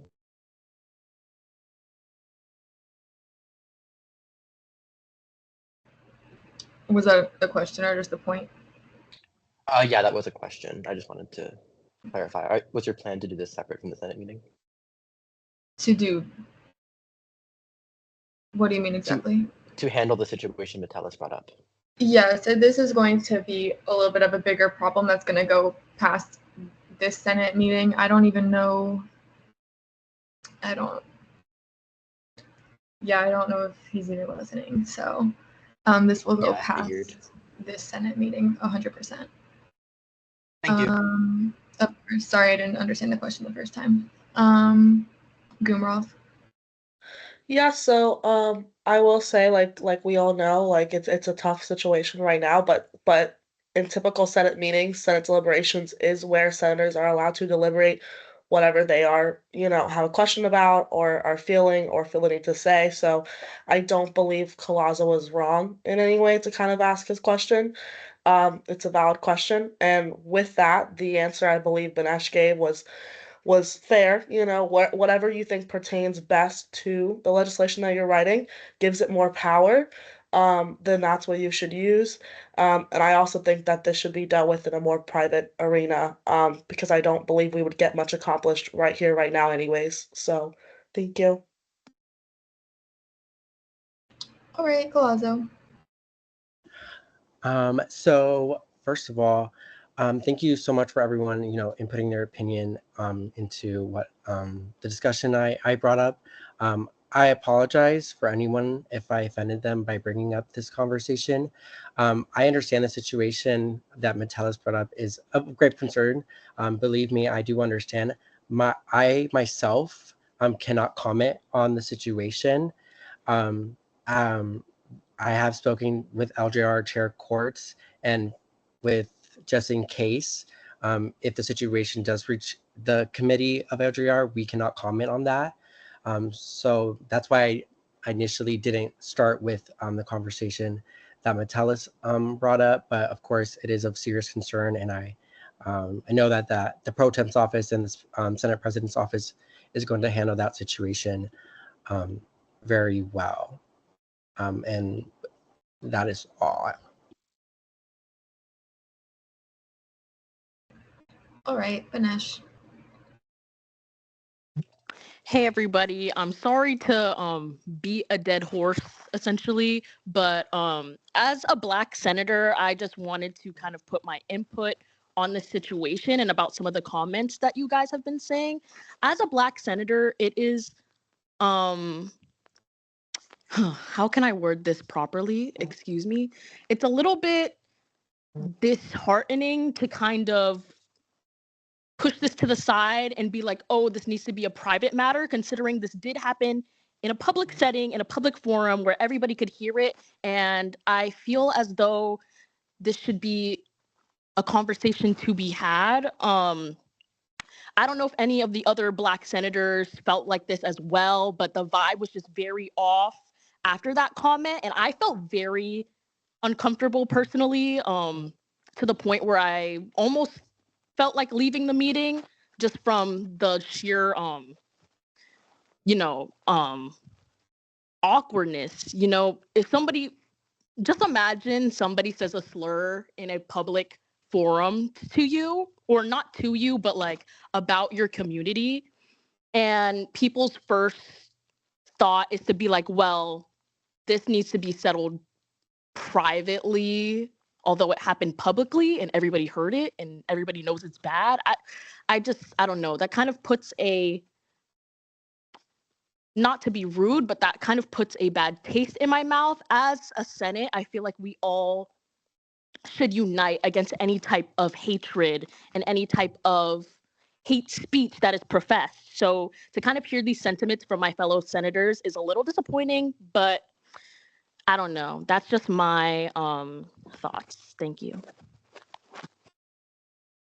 All right, and nobody is beating a dead horse by talking about this. So don't even worry about that. This is Senate deliberation, so you can talk about what you want. Lipner. Oh yeah, I just wanted to clarify my reasoning for pushing for a private setting. I too felt very uncomfortable by the situation and felt that tone shift. So I'm sorry to all of the black senators who had to sit through that and sit silently while that happened.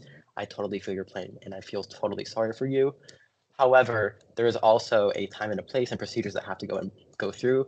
We don't know exactly what happened. All we know is what we've heard, and we have to give that senator the proper due process uh, as we're all entitled to as citizens of the United States. I don't know what more to say besides that. This is an incredibly delicate situation, and I just want to handle this with the most delicate hands possible. And I'm sure every single person of Senate wants to do the same. All right. Definitely appreciate the comments. Senate deliberation is limited to 20 minutes. That's my bad. So, everyone's making their point. Actually, yeah, just keep that in mind. But Gumarov. Yeah, I just want to say first, I'm grateful that we have this platform where we can speak our mind towards the end of the Senate meetings. I think it's great hearing from everyone. Um, I just wanted to say kind of my reasoning was just because me as a senator, I don't feel like as of right now, I have any power to kind of change the situation. And I feel like Speaker Pullman, as well as Brody or whoever else might get involved, have much more power and ability to rightfully punish this. So that's why I kind of just wanted to see it more in a private matter because I felt like more could be had effectively done by those in power. So that's just what I wanted to say. All right. I'll go with courts. Okay, so the only reason I deleted what I was gonna say was because I can kind of just float it into both of these. For Vice Chair Colazzo's, as everyone did say, and I know that we've already been through this one, my thought process behind whichever title I use just kind of depends. Like if I'm making grammatical changes or something to the internal bills, I'll probably use my LJR title. If I'm making any changes to the statutes, I'll probably use my senator title because using LJR chair doesn't make sense. And then for anything that pertains Black Caucus, I feel that first and foremost, I am a Black woman. So I think it just gives me a degree of just like, I don't know, pride to use that title that I have on those proclamations. And then as for the second one, yes, I am a Black woman, but I also do understand my duty and responsibility as the LJR chair, and I cannot give any opinion simply because there are processes that can happen that you guys have the power to do that would have to go through me and my committee. So I guess just keep that in mind when talking to me, Vice Chair Colazzo, or any of the LJR committee members during this time that we have to remain somewhat impartial for these processes. Thank you. All right. Shen. I just want to clarify, I meant no offense by my comment either. I think we were all, reasonably disgusted by the comment made. I just wanted to say exactly, I share the same opinion that Gumarov and Lipner shared, that there's processes and et cetera. And obviously all our emotions are high right now. I can't imagine for our Black senators how it feels right now. I just think, with such high emotions, we're going to run into some roadblocks, and the most effective form of punishment would not be able to be achieved. But I just want to clarify, I meant no harm. I apologize. All right. Is there anyone else wishing to speak?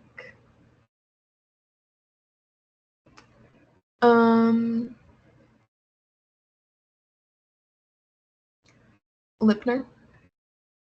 Yeah, in a completely other vein, I just wanted to mention that in the same idea of titles, I was wondering if we had a document with like a master sheet of all titles that people hold, because I've been trying to write stuff recently and I've been having issues trying to title people properly. Oh, sorry, that was a question for you, Speaker Pullman. I feel like someone could probably give a better answer than myself. Courts? Yeah, so if you look at the I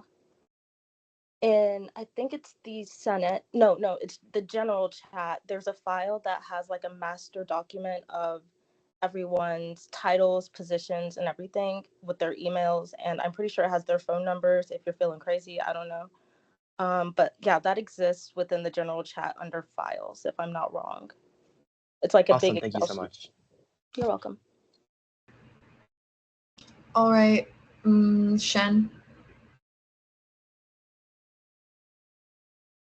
Or was it by accident? All right, Green. Okay, just in case we need it, may I move to extend deliberation time by 5 minutes? I'm sorry for day out. I wouldn't mind. Someone's mic is on. Made eye contact with those two boys that looked at the mic. Not again. Okay. I mean, you can. Nobody else's hand is up. Except now they are. So you want to? Wanted to clarify. I was under the impression that deliberations is a maximum of 20 minutes, but if anybody can correct me on that, go ahead. Yeah, that is true. Sorry, we kind of got lost in that. So it would pretty much, it is maximum. All right. So do you want to withdraw your motion or still make your motion? Yes, I withdraw. Okay. All right. So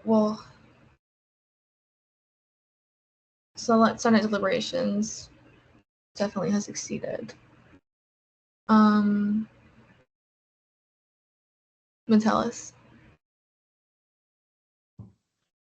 I just wanted to say, I appreciate the sentiments of everyone, but and I also should have said this in my speech. It wasn't just a comment that was made, it was a racial slur, and I just want to make sure that the severity of the situation is understood and by everybody. Thank you.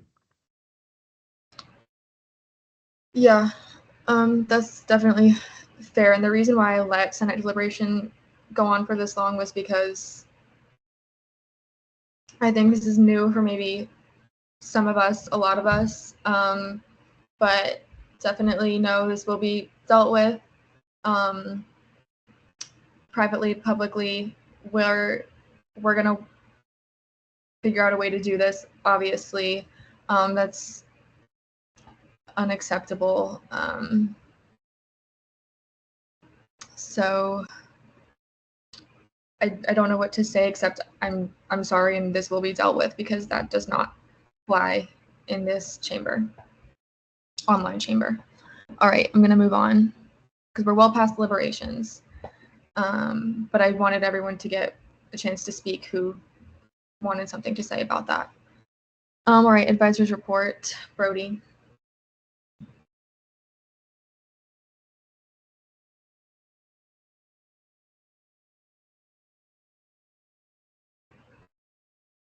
There we go. Hey, everybody. Yeah, all right. I don't have a ton of announcements other than enjoy your break. Please take the time away. It is valuable to you. Obviously, it is, or not obviously, it's the end of the pay period. So if you're in a paid position, please make sure to submit your time tonight. That's the second time somebody's given a reminder, and Allison's eyes have gone wide. So that's just my favorite thing. So yeah, make sure you submit your time. And then, yeah, like I think I said this last week, but I'll be working over the next couple of weeks. So if you need anything, just let me know. But I do encourage you to take your break. I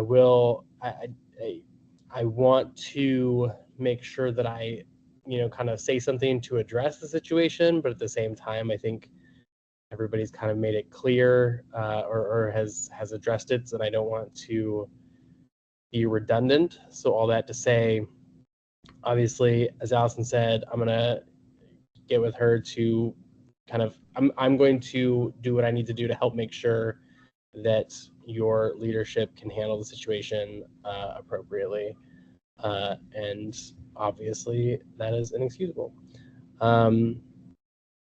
Yes, I think because it is so late and it's the summer, I'm going to encourage you all to do some senator shout-outs just in the agenda, and I won't keep you any longer for that.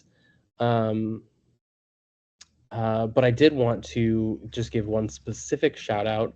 Your GAP chair, Andrea, is also going to be serving as the co-chair for the Knights Vote Committee, which is phenomenal, and going to be a great thing for her and for all of you. So there you go. Yeah, that's it for me. If you need anything, just let me know. I'll be around. Yeah, Maddie, you're up.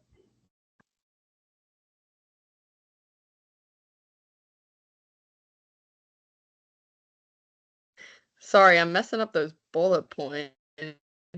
Camera on too. Oh, it's really dark in my room. Okay, guys. I don't get to talk during deliberation, but I did want to read out what I wrote out because I feel, strongly about it, and I want to make sure that anyone who's not looking at the agenda does hear it as well. But I wanted to start out by saying that I'm very, very sorry to anyone who was hurt, offended, or disturbed by the outburst, the racial slur that was stated tonight by another senator. I'll see to it that Senate leadership handles this situation. When we say that Senate leadership is going to handle something, it's not that it's in private. It's not that we don't want the input of anyone else. Those are just the systems in place. Everything's public. You're welcome to come and talk. And if anyone is really feeling the repercussions of what happened tonight, I encourage you to speak to either me or Brody. It's completely unacceptable, and it was very shocking and upsetting. If you're uncomfortable speaking to us, please seek out other help, if it's CAPS, if it's friends or family, just to discuss what happened and, talk to those around you. But I'm really sorry about what happened, and we'll make sure that it's resolved to the best of our ability within Senate. And then I also wanted to add that I'm really disappointed in general by tonight's meeting.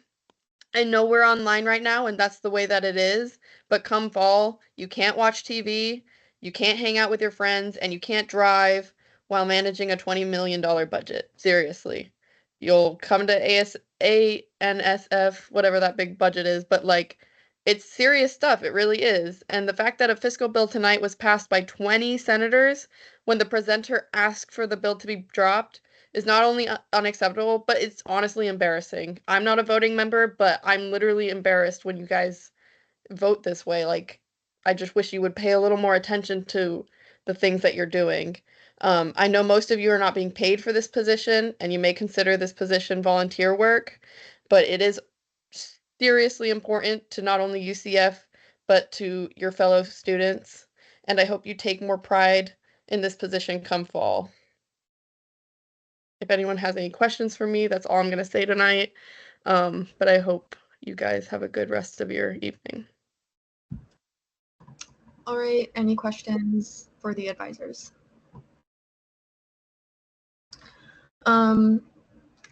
Maddie did make a good point, and I'll reiterate because it's my job. Again, we can't be doing that. In the fall, we're going to be in person. It's not going to be virtual. You have to be paying attention to bills. The way that it passed, unacceptable. We can't be doing that. And then Maddie also did put, it starts at 7. I forgot to remind you guys that. And I'll put it in Teams that it starts at 7, not 6 for the rest of the year. Any questions for the advisors? Seeing none. Miscellaneous business. The grace period is still 30 minutes. Yes. Miscellaneous business. It looks like we have none. So is there a motion? Courts. Motion to adjourn meeting pending final roll call. There's been a motion to adjourn the meeting pending final roll call. Are there any objections? Seeing none. Chair Courts. Oh yeah, it's 75%, right? For the vote percentage? Yes. Okay. All right. All right, you're good to go, Kirsten. All right, give me just a second because the attendance closed. Lazo, Present. Rachetta, Present. Westman,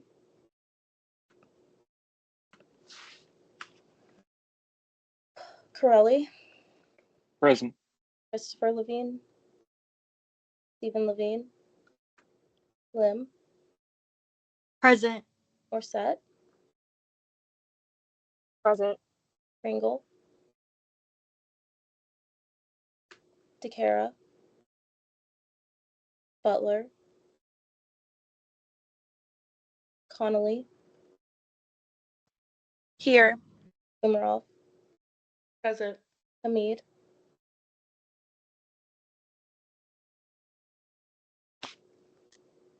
Hamid. Present. All right, you're good, Adam. I got you. Larson, Memory, Metellus, Taken. Present. Rose, Present. Shannon, Barrios, Present. Paul, Present. Atalhaj, Present. Alhan, Present. Nagib, Present. Wanjin, Johnson, Present. Patel, Present. Wetterberg, Present. Green, Present. Hendry, Present. Borges, Alcuda, Present. Ganesh, Present. Condoloro, Present. Palazzo, Present. Jimenez Valero, Hashimi, Present. Lagalbo, Pullman, Present. Brenda, Present. Richmond, Present. Jen, Present. Barilla, Vasquez, Present. Lipner. Present. 33 out of 47 quorum is verified. All right. And with that, I adjourn this meeting at 9:54 p.m. Please don't hesitate to